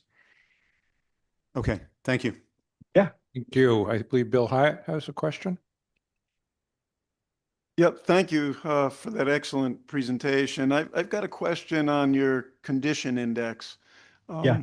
Hoping I understand it correctly, but I'm wondering, two questions really. I'm wondering if in that condition index, if the data showed any inflection points associated with impervious surface levels, and if that data can be teased apart relative to those inflection points that might show up relative to the location of that impervious surface relative to watercourses.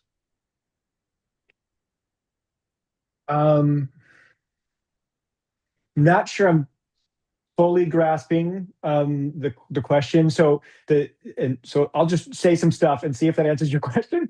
But so what we did is we looked at the land cover within the riparian zone, right? A 100-foot riparian zone. So is it development, or is it actually, sorry, is it imperviousness, or is it ag or ag-like, or is it natural land. And then we did the same thing for the watershed at large. So we do have that data of what is the sort of impervious cover within that riparian zone, if that's what you're asking, or a piece of what you're asking. Dave, do you want me to weigh in? Yeah, sure. Go ahead, Chet. Chet's the one who sort of developed that tool, so he might be able to answer it better. Well, one of them. Hey, Bill. I think the answer is really the correlation that we did between the land cover index.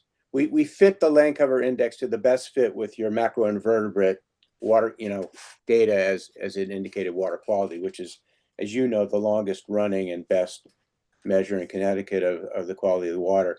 It was more of a continuum. I would not say there were any inflection points. I wish there were, something that, that stark that we could latch onto, but I don't think that's really true. It really is a continuum, as you might expect. And then your second question about location is a really good question, and something that we've been talking about for 25 years. No, we didn't really look at that, other than, of course, dividing the location between the 100-foot riparian zone and the rest of the watershed. But I think it stands to reason to all of us that the location of the impervious cover really does make a difference. It's just that the level of studies to look at that would be incredibly detailed, and we haven't been able to do it. And I'm not really aware of any other studies. There might be one or two. I mean, I'm probably not up on the literature anymore that have looked at that issue. It's a great question, but I don't think we have an answer for it. Yep, thank you, and good to see you, Chet. Yep.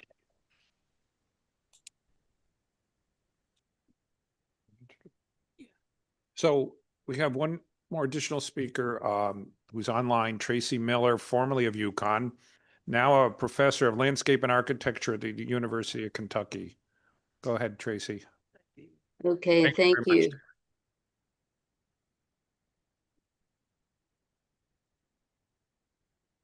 Okay, can you see my screen? See, can you hear me? Yes.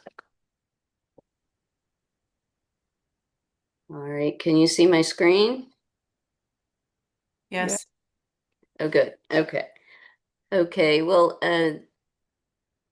thank you for inviting me. I'm a landscape architect. Let's see, one second. I'm not able to see my notes.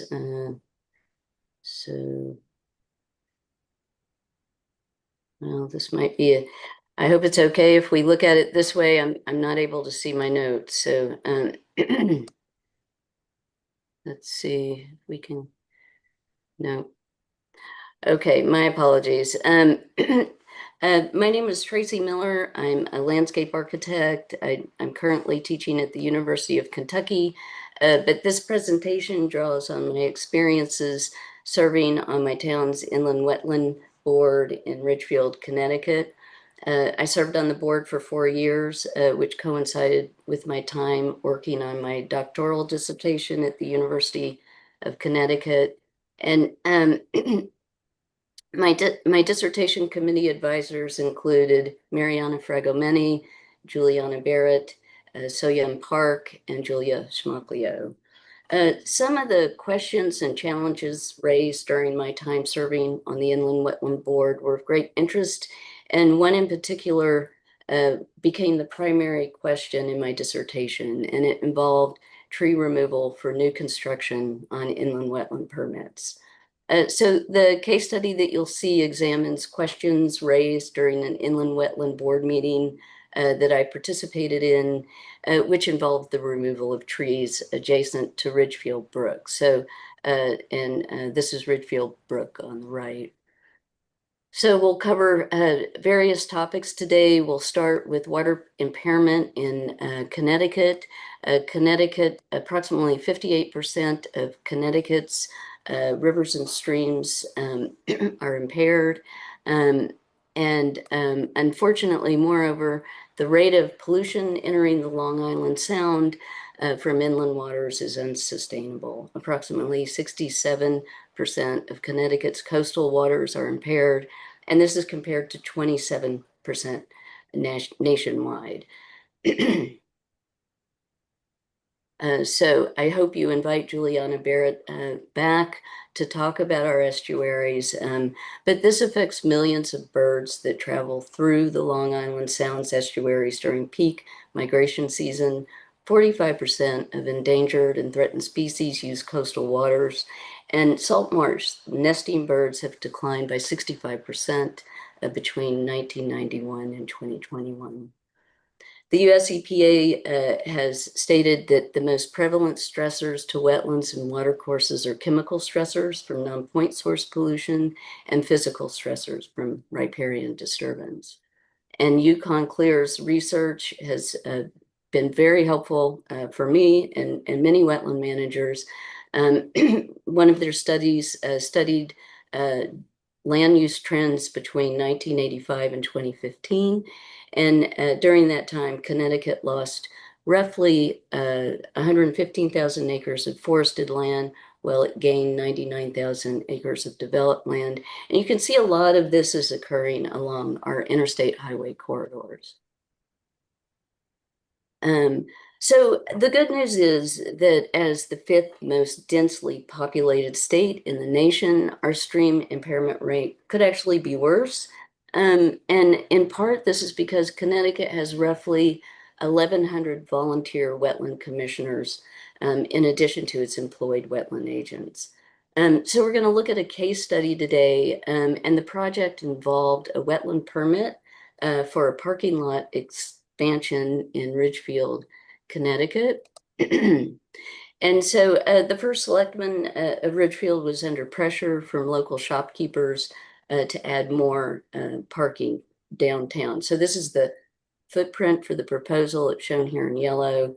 The original plan included 52 parking spaces and the removal of 85 mature trees, mainly oak and hickory. And this is Ridgefield Brook highlighted in blue on the right. So the good news actually is that as a result of MS4 requirements, the town's planning and zoning regulations provided some guidance to stakeholders on the allowable levels of imperviousness. So as a result, the proposed retention basin was adequately sized for a 100-year storm, and the commissioners were all in agreement that the retention basin was satisfactory. However, the commissioners were unable to determine if the proposed degree of tree removal would negatively impact the brook. So as you know, the state's riparian areas are not protected. Wetland managers only have decision-making authority over riparian activities that would definitively harm a wetland or stream.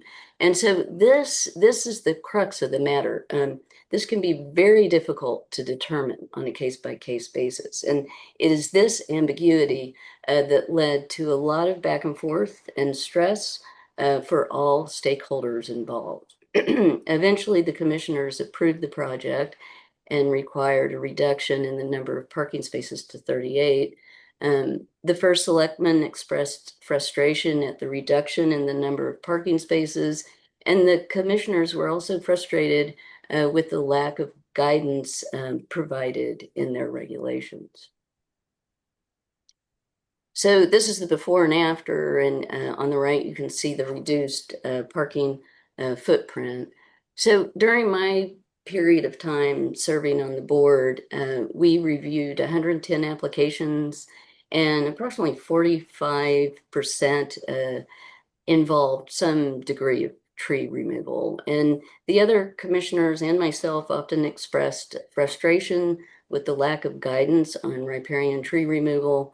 Likewise, applicants complained about not knowing in advance what degree of tree removal would be approved by the board, sometimes causing applicants additional consulting fees for revisions during the permitting phase.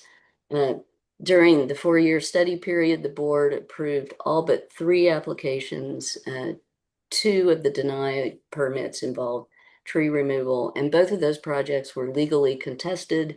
And so this cost the applicants and the town additional legal fees.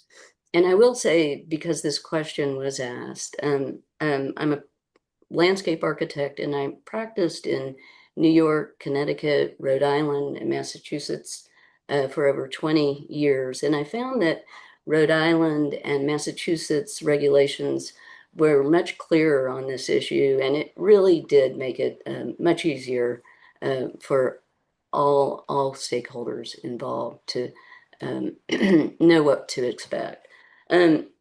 Also, Ridgefield Brook is a headwater stream. It flows through the Norwalk River watershed to the Long Island Sound. So as a headwater stream, it plays an essential role in the health of Connecticut's estuaries, because as headwater streams join other tributaries, their impairments have a cumulative effect. So in our study, the initial phase of our project, we mapped out tree canopy density at the watershed scale just to gain a broad understanding of regional differences.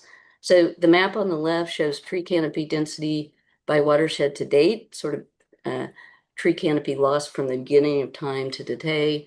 Again, you can see the lighter colors represent watersheds with sparser forest color, and the darker colors represent more densely forested watersheds. And so we found a lower tree canopy density within the watersheds along Connecticut's major highway corridors.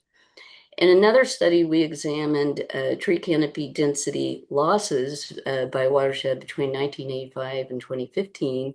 And so this was just to gain a better understanding of more recent trends. And so the map on the right indicates this, and you can see more tree canopy losses beyond the central highway corridors. And this is likely due to populations expanding into suburbs and exurbs. Mariana Fragomeni also found elevated land surface temperatures along central Connecticut's interstate highway corridors. So in more developed areas, the riparian tree canopy can play an essential role in the mitigating effect of stream temperatures. Even a few degrees of fluctuation in stream temperature can shift the condition of a stream from a cold water habitat to a warm water habitat.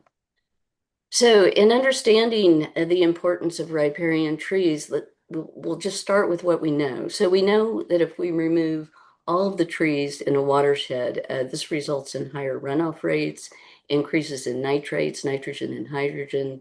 And this was observed in the Hubbard Brook experiment conducted in the White Mountains of New Hampshire, when Likens and Borman removed all of the trees in the Hubbard Brook watershed, followed by several rounds of pesticide. So test results taken before and after revealed that the watershed no longer supported aquatic life, even 20 years after the disturbance.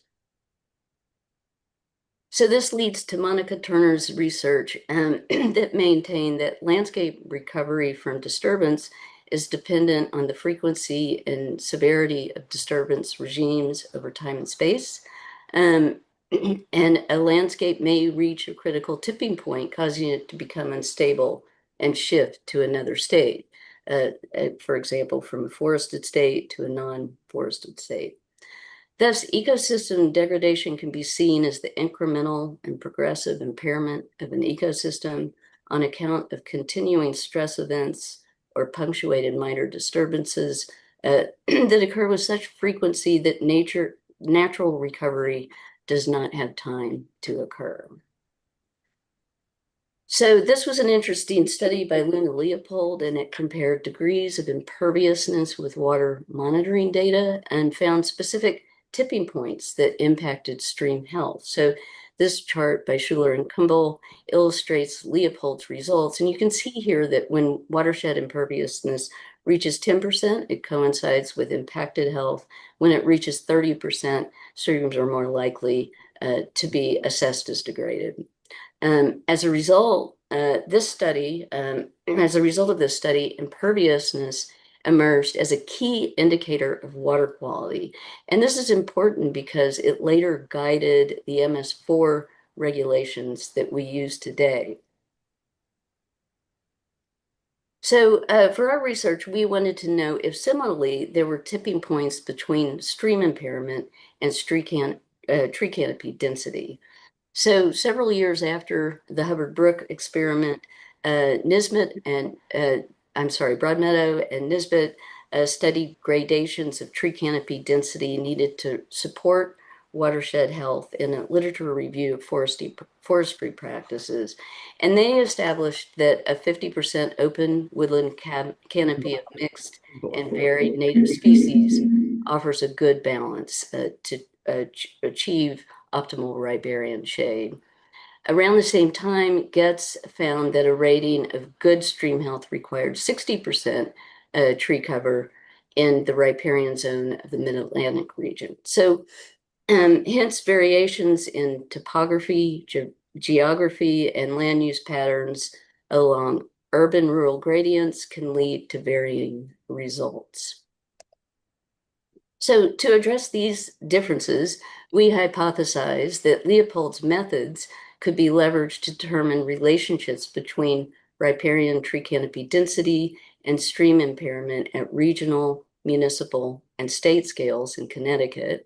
So we compared Connecticut Deep's water quality assessments with riparian tree canopy density. We also used the National Land Cover Data Set to answer the primary question, what relationships exist between riparian tree canopy density and wetland and watercourse impairment in Connecticut?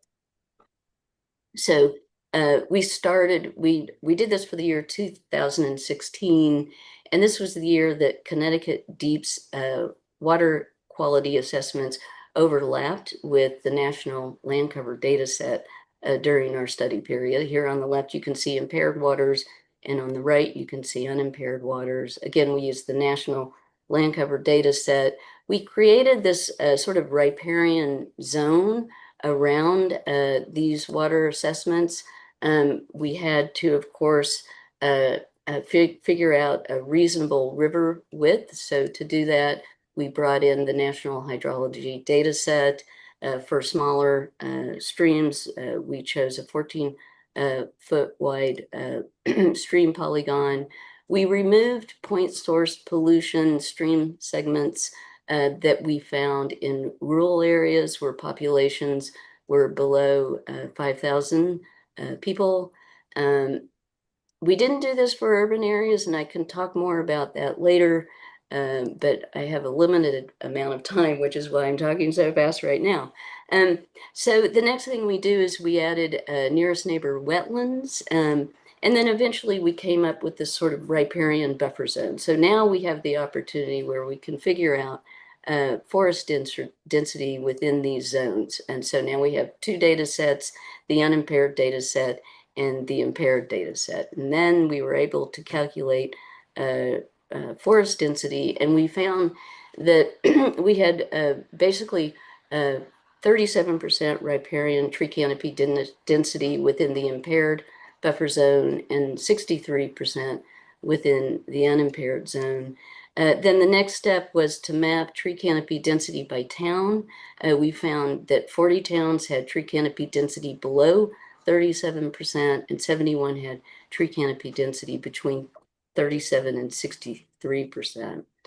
So just in a footnote, the National Research Council recommends that states should consider designating riparian buffer zones adjacent to water bodies within which certain activities would be excluded and others would be managed. And they also recommend that in the absence of a statewide program, local government should be encouraged to develop riparian buffer zones.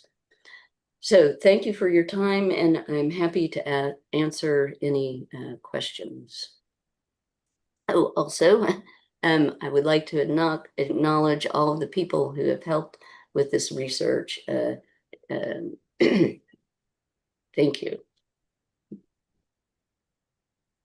I wanted to ask you to repeat one of your stats at the very end. Yes. Talked about the Sure. impaired areas are 37% canopy and the unimpaired areas are 63%. And then you said 40 towns. You mentioned about 40 towns in Connecticut. Are they in the unimpaired or the impaired category? So they fell below 37% tree canopy density. So they fall within the impaired category. And then this 71 towns fell between 37 and 63%. So they're sort of in the they're below the unimpaired, but they're not yet in the impaired category. So we sort of consider these areas of sort of being at varying degrees of degradation, trending toward impairment. And just one interesting note, you can see that the impaired municipalities follow the interstate highway corridors, as our previous study showed with the watershed tree canopy density. And then you can see that the towns that fall between 37 and 63% are sort of out beyond these corridors. And can you send the slides to our committee? I would be happy to, yes, of course. Thank you. Thank you. Bill, Yeah, just would like to add, if those slides could include the notes, it would be helpful in going through this again as well. agree. Okay, I will do. Rep. Dubitsky? Thank you. Quick question. These measurements were taken on a town-wide basis. Is that correct? So, so the first studies were watershed studies, and then the middle study was a riparian zone study, and then the last study was a municipal study, and that was on a town-wide basis, not within the riparian zones, but just overall tree canopy density in the town. The next step could be to go to Yukon Clear's website and look more closely at your individual town to understand those nuances. Gotcha. And those, so that's the measurements within a town boundary overall. So for example, if I have a piece of property, it could be 100% and my next door neighbor could be 0%.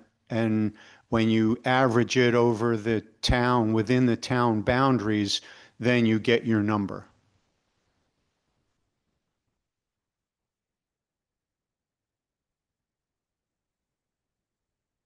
I think we lost her. Muted. You're muted.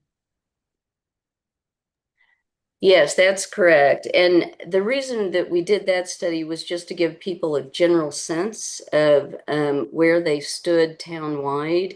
And so the recommendation is to then go in and look more closely at your riparian buffer zones. And with the amount of time that I had, I didn't have time to use the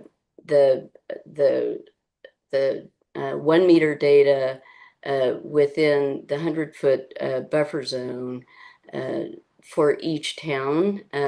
So that's why I'm recommending that people who are interested in learning more about their town should go to the Yukon Clear website.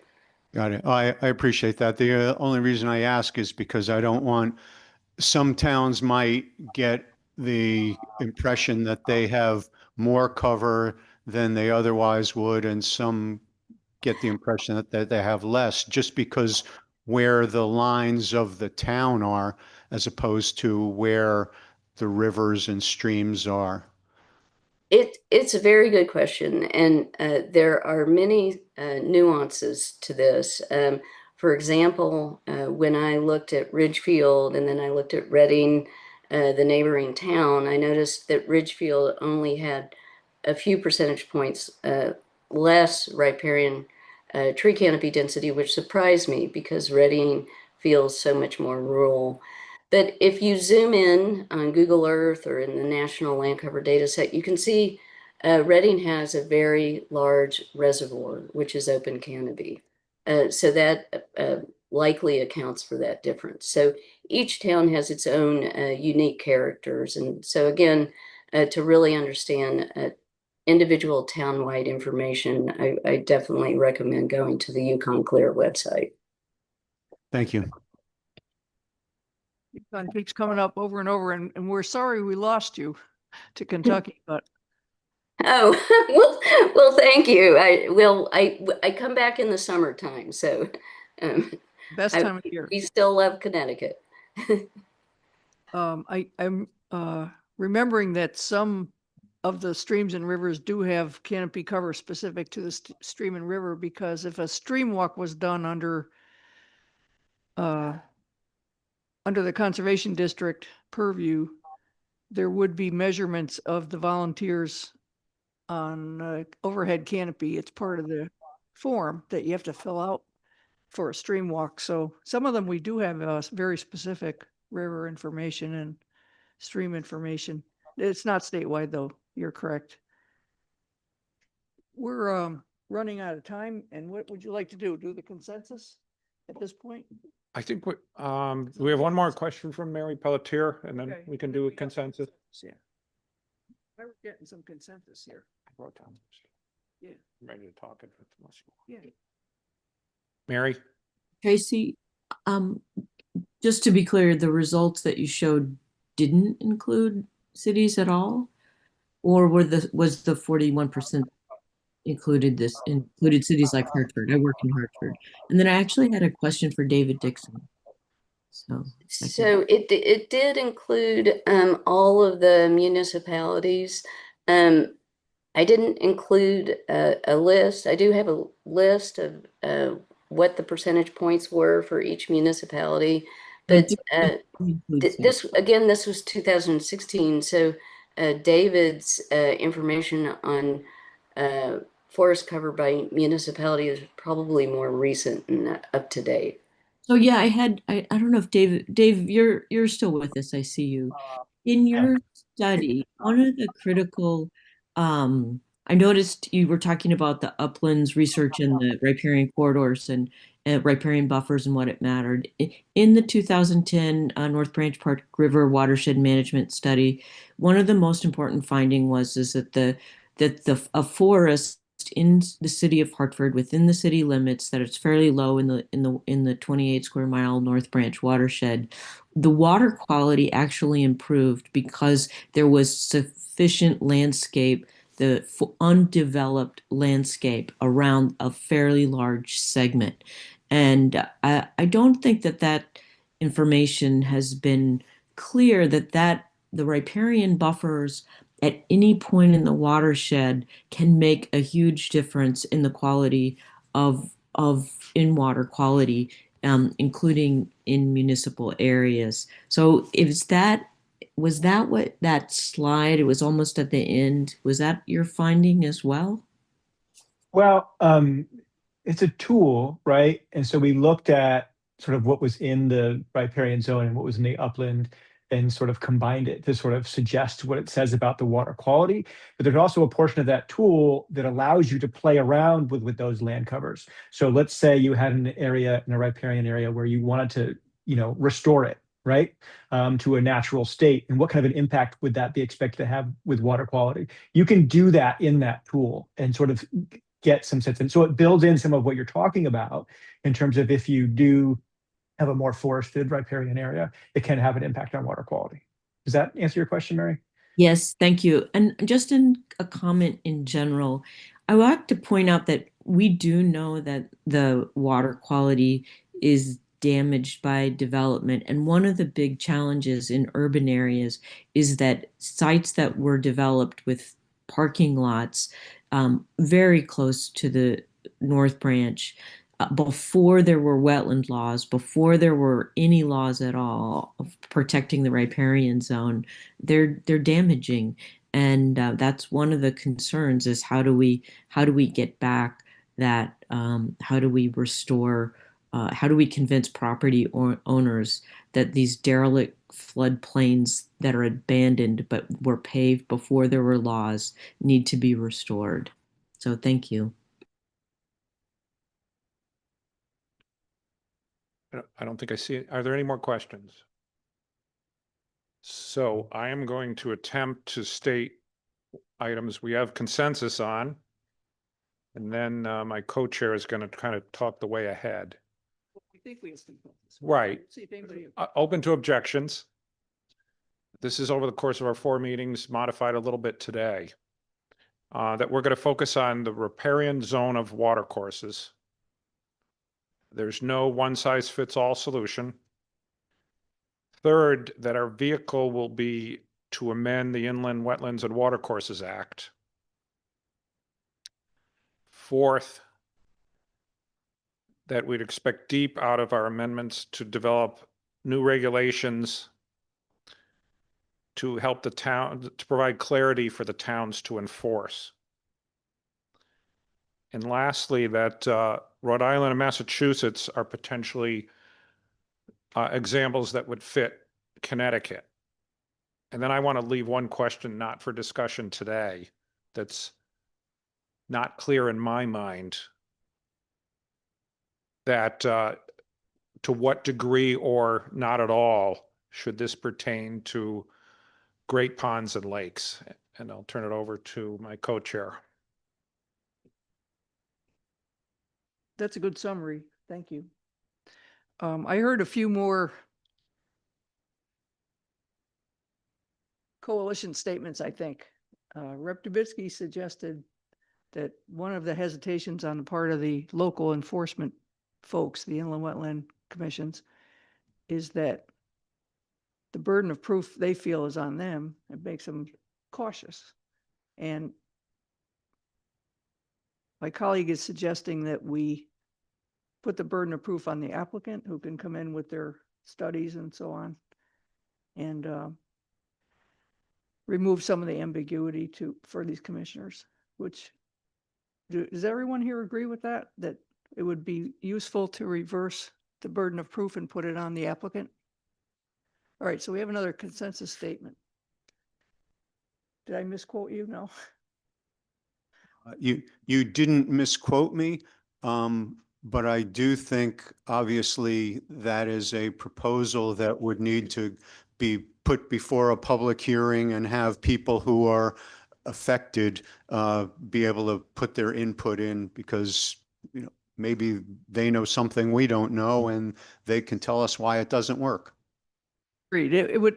What we're doing is writing a report for the Environment Committee. So we're going to say that the bill ought to address this and this and this, but they write the bill. So there will be a hearing eventually. So you can be assured. And the other thing, the other big question we have to wrestle with at our next meeting, I hope, with the help of our COG friends who have done extensive work on this, is what do we do with the people that are grandfathered in now? How do we get them to do best practices in the future? Rather than exempting them forever, how do we bring them into best practices? So that's a question for agriculture and for marinas. Anyone else who has an automatic exemption, I think we have to look at that. So Rep. D'Amico. Yeah, so I just wanted to, just to be clear, could I ask one of the two co-chairs to just repeat those 5 areas of potential consensus, just so that we're all clear? Sure, and I think it's 6 now, but I'll restate it. Number 1, that we're focusing on the riparian zone of water courses. Number 2, there'll be no one-size-fits-all solutions. Number 3, that the vehicle will be to amend the Inland Wetlands and Watercourses Act. 4, that DEEP would develop new regulations to provide clarity for the towns to enforce. 5, that Rhode Island and Massachusetts are potentially good examples that would be a better fit to Connecticut than more rural states. 5th now would be the burden of proof would be on the applicant presenting to the Inland Wetlands and Watercourses Commission. Oh, the 5th is a question. The others 2, we have 2 questions, but those are the 5 that, as I understand it. First of all, I don't think we should specify Massachusetts and Rhode Island in particular at all. I think, first of all, according to DEEP, Rhode Island's state, Massachusetts is regional, neither one of those agencies is going to be doing the enforcement, is going to be hearing the applications. And the second thing is, in none of these states is there 100% good, 100% bad. There's something to be derived from each one of them. So I would propose that we do not list specific states that we would follow. The other thing I would mention is, I believe you used the words riparian zone on water courses. And I thought we were in alignment that it was rivers and streams. Okay, so that's how I would word it, rivers and streams. I think his lake suggestion is a question mark, whether we want to add that or not. But we don't have to. We could just stick with riparian. Elsia? So I will say if we exclude lakes and ponds, I think we should definitely hear from the lakes and ponds community, the Connecticut Federation of Lakes, because I think they would really, considering the water quality issues that they're dealing with blue-green algae, them not having that tool to protect their own lakes, and with the amount of money that they're spending on addressing those water quality issues, we would really be putting the lake communities and those who have been trying to address those challenges. We're really going to be putting them sort of in a position where they don't have the tools they need to address the very real water quality issues they're dealing with today.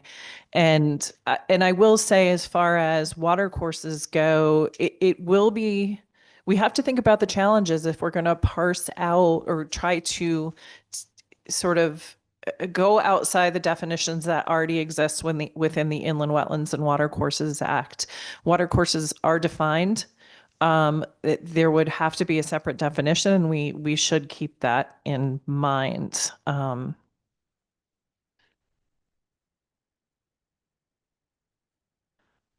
come up on the train a lot, and I go right through Silver Lake, and it's in Berlin, and it's very obvious what's happening with the development of the watershed around the lake. And when you try to paddle in there, it's like going through molasses because the plants are so thick. So your point is well taken, but we'll have to get the feel of this whole group, whether we decide to put them in or not. And your point is well taken too, that I went looking back at my notes here. Rhode Island is really state regulated, which is not the same as we're proposing. We're proposing the towns are going to do it, and DEEP is going to do the regulations. So we have a hybrid here.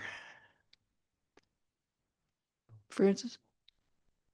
I think on the issue of lakes and ponds, some lakes are terminal, they're closed, water flows in them, does not leave except through evaporation or subsurface flow. Other ones are open, so they really are arguably part of a water course. And to exclude that frontage from this, I'm not sure if that's the appropriate approach.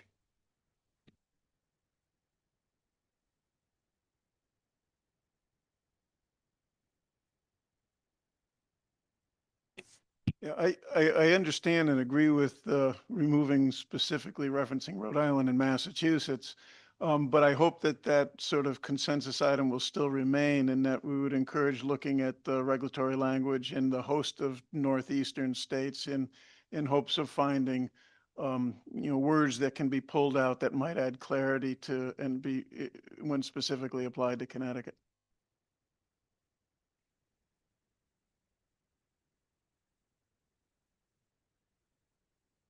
Joanne Shapiro online.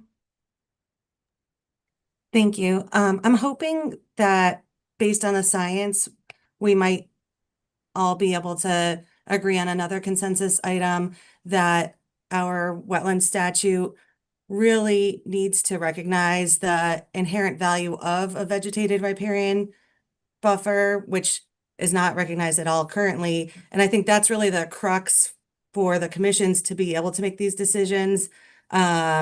I've heard different conversation kind of conflating what has to go currently before a wetland commission versus what the commission actually has any power to prevent happening. I know like Joan Nichols earlier brought up about forestry. That's, a different process and it's fairly straightforward. While there can be some confusion, but while our upland review area requires that an applicant come before the wetland commission for approval, there's a process there, but the process has no teeth. So yes, they have to come before the commission, but the commission, again, doesn't have those tools to prevent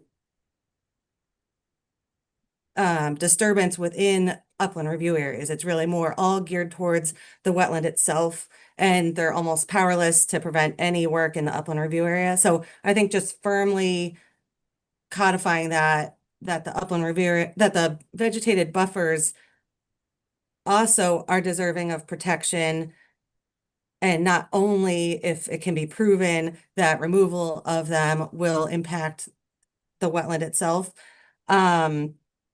And I don't see a reason why that, that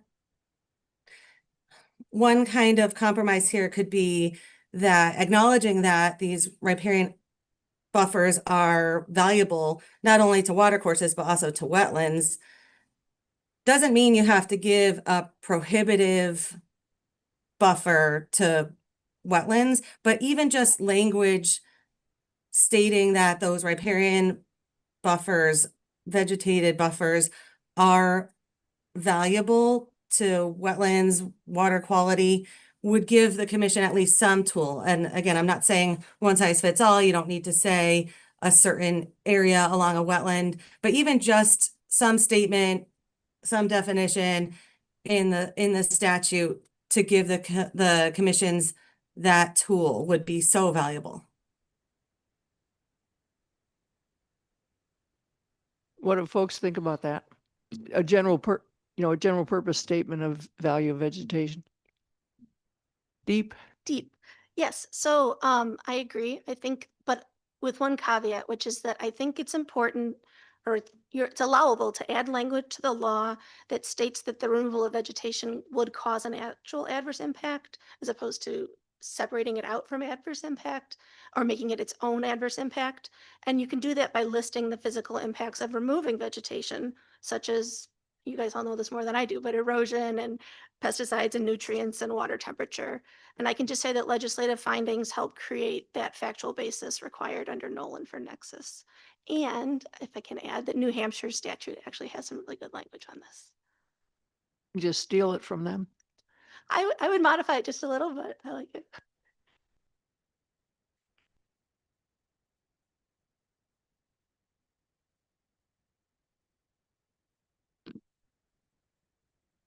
I was going to a different consensus item. So if Alicia, you were following up on this one. Yeah, I just wanted to say that I think Janet had given us language that gets us very close to exactly what Eliza was just talking about. So, yeah. In writing, though, that's a question. Representative Dubitsky? I would just agree about not referencing any other states as a sample. Not because I think there's anything wrong with the Rhode Island or Massachusetts statutes. It's just I really haven't had a chance to review them in any great depth, and I'd hate to buy into them without really knowing what's in them.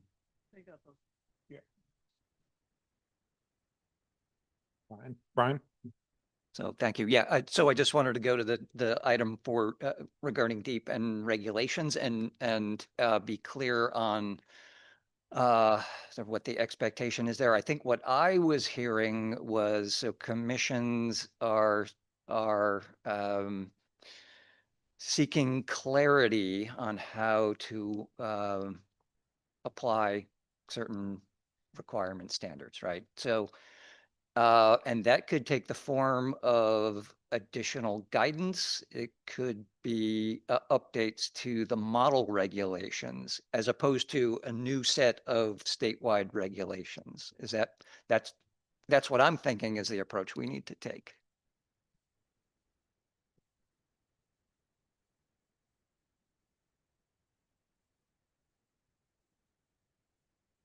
I'm hoping that next meeting we can, this is a sticky question, so we have to really think about this, but how can we bring the exempted industries in over time? That's the question for next meeting. If there are best practices that we know about now, how do we bring in farmers, marinas, and so on? And I'm not saying we have to mandate that they join. I'm just saying, how do we reduce the damage to these exempted, that the exempted categories cause to the rivers and streams? Okay, so how do we get them in over time? Rep. Dubitsky? Thank you. I think that is a valiant goal, but it may be one step too much for this group at the moment. I think that if we can accomplish what was just laid out and get the wetland commissions working correctly statewide, I think then that would be the next step, is to see if there's a way to bring everybody who's been using their land for generations to change the way they do it. I'm the biggest impediment to keeping the water courses clean, in my view, is that every town's wetland commission looks at things a little differently. Getting an application through in places like Greenwich is a complete nightmare because they don't care if you sue them. Go ahead. They have, a dozen suits going at any given time. Whereas a small town like, Eastford or, or Hampton, they are frightened to death of being sued once. They don't get sued because they just kind of nod and smile. So we really need to make sure that everybody's singing from the same hymnal. And I think the list that we've just laid out will go a long way to doing that. And then once that's in place, if there's still a problem with pre-existing uses, we could address it then. Okay, to be clear, I'm not talking about a mandate at this point. I'm talking about how do we bring them in. We had a very good example from Bill Hyatt about the farmer whose cows were able to access any place along the riverfront. And they put trees in some areas and the cows followed a corridor down to the waterfront. And it reduced the water pollution and the fish rebounded. So that's what I'm talking about, is how do we get them in for the best available technology using grants and training and such. I'm not trying to force them in by mandate. Okay. Go ahead. Yeah, thank you. Just for a point of clarity on the consensus item with, as far as Deve's responsibilities. So I think we've heard potentially three things. One is, what would an educational component look like? What would the model regs potentially look like? And what would a statute change look like? So I'm just wondering how that falls in our priorities, and when the chairs would expect to have that in front of this group. And then also to Deep, what kind of workload does that represent to you?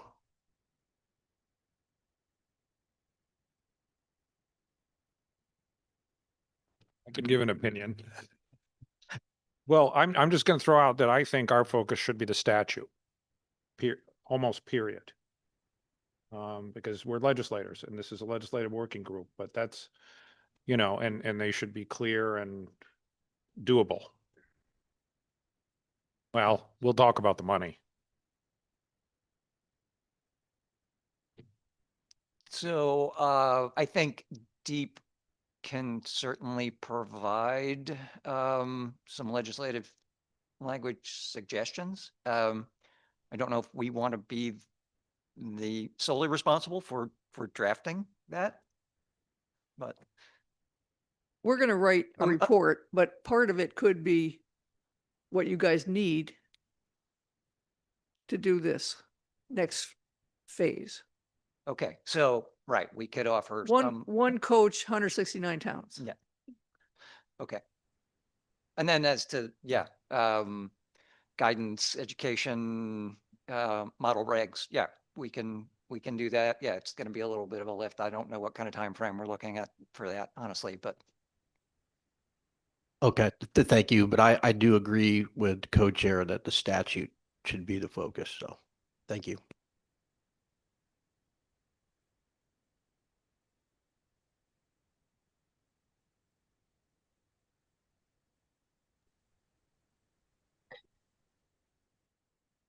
So again, we're next meeting, unless there's, do we have anybody else to present, Mr. Clerk, that we didn't hear from yet?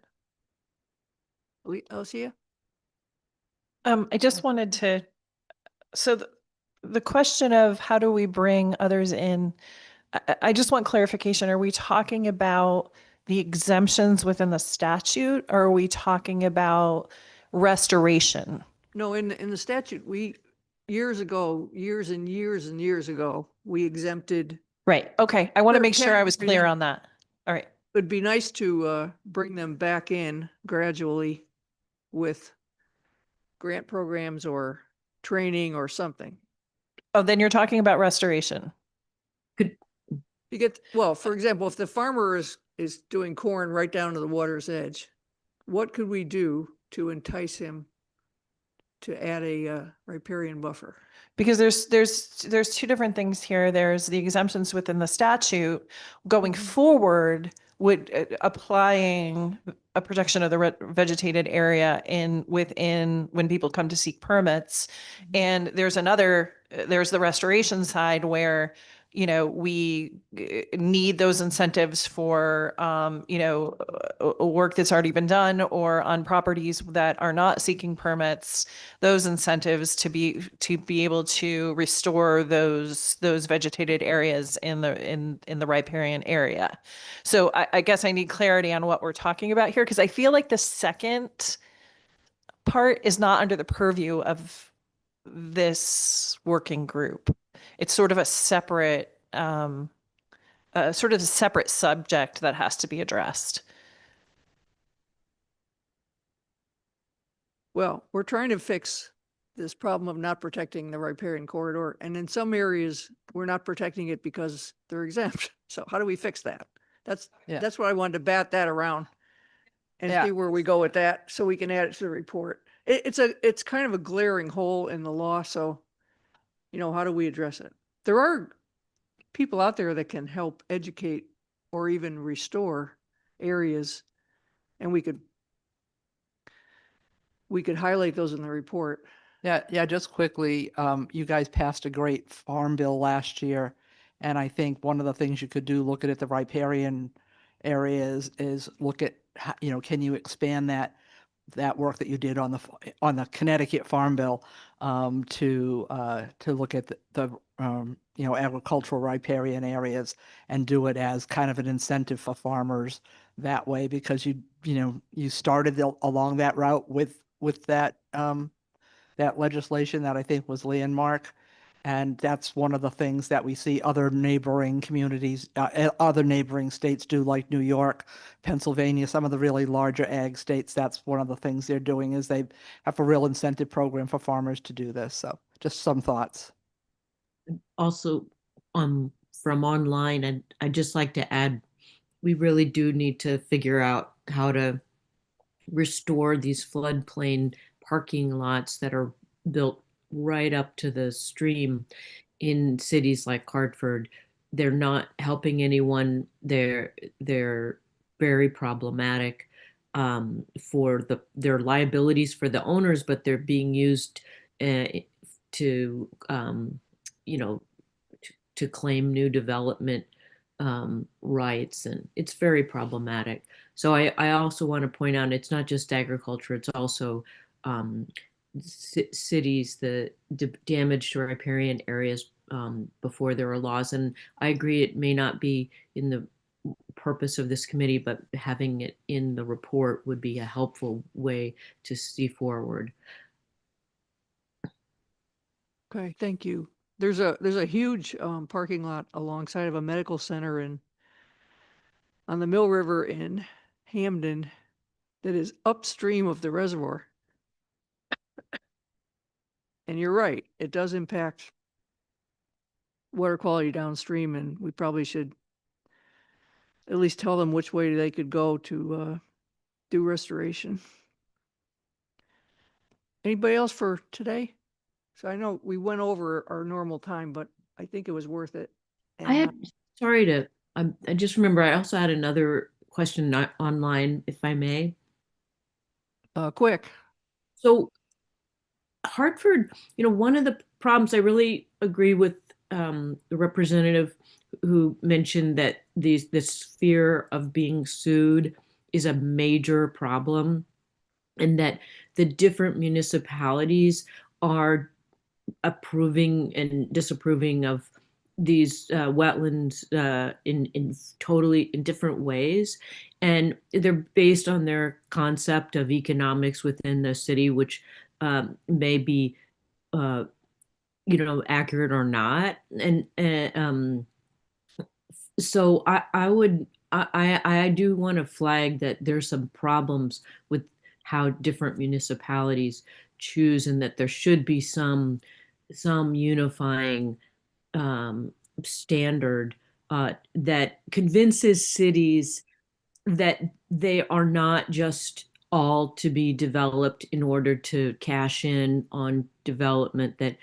people want to live in near nature, even if they're living in a high density urban area, that nature matters. Because otherwise people move out of cities and they go to damage other, it results in sprawl. So Connecticut needs to work on balancing high density urban areas with the inclusion of high quality natural areas, and the protection of riparian zones is the opportunity for us to make that happen, to rebalance that ability that nature can exist beautifully within cities, and water quality could be improved enough that people could even swim in it, as they're doing in European cities.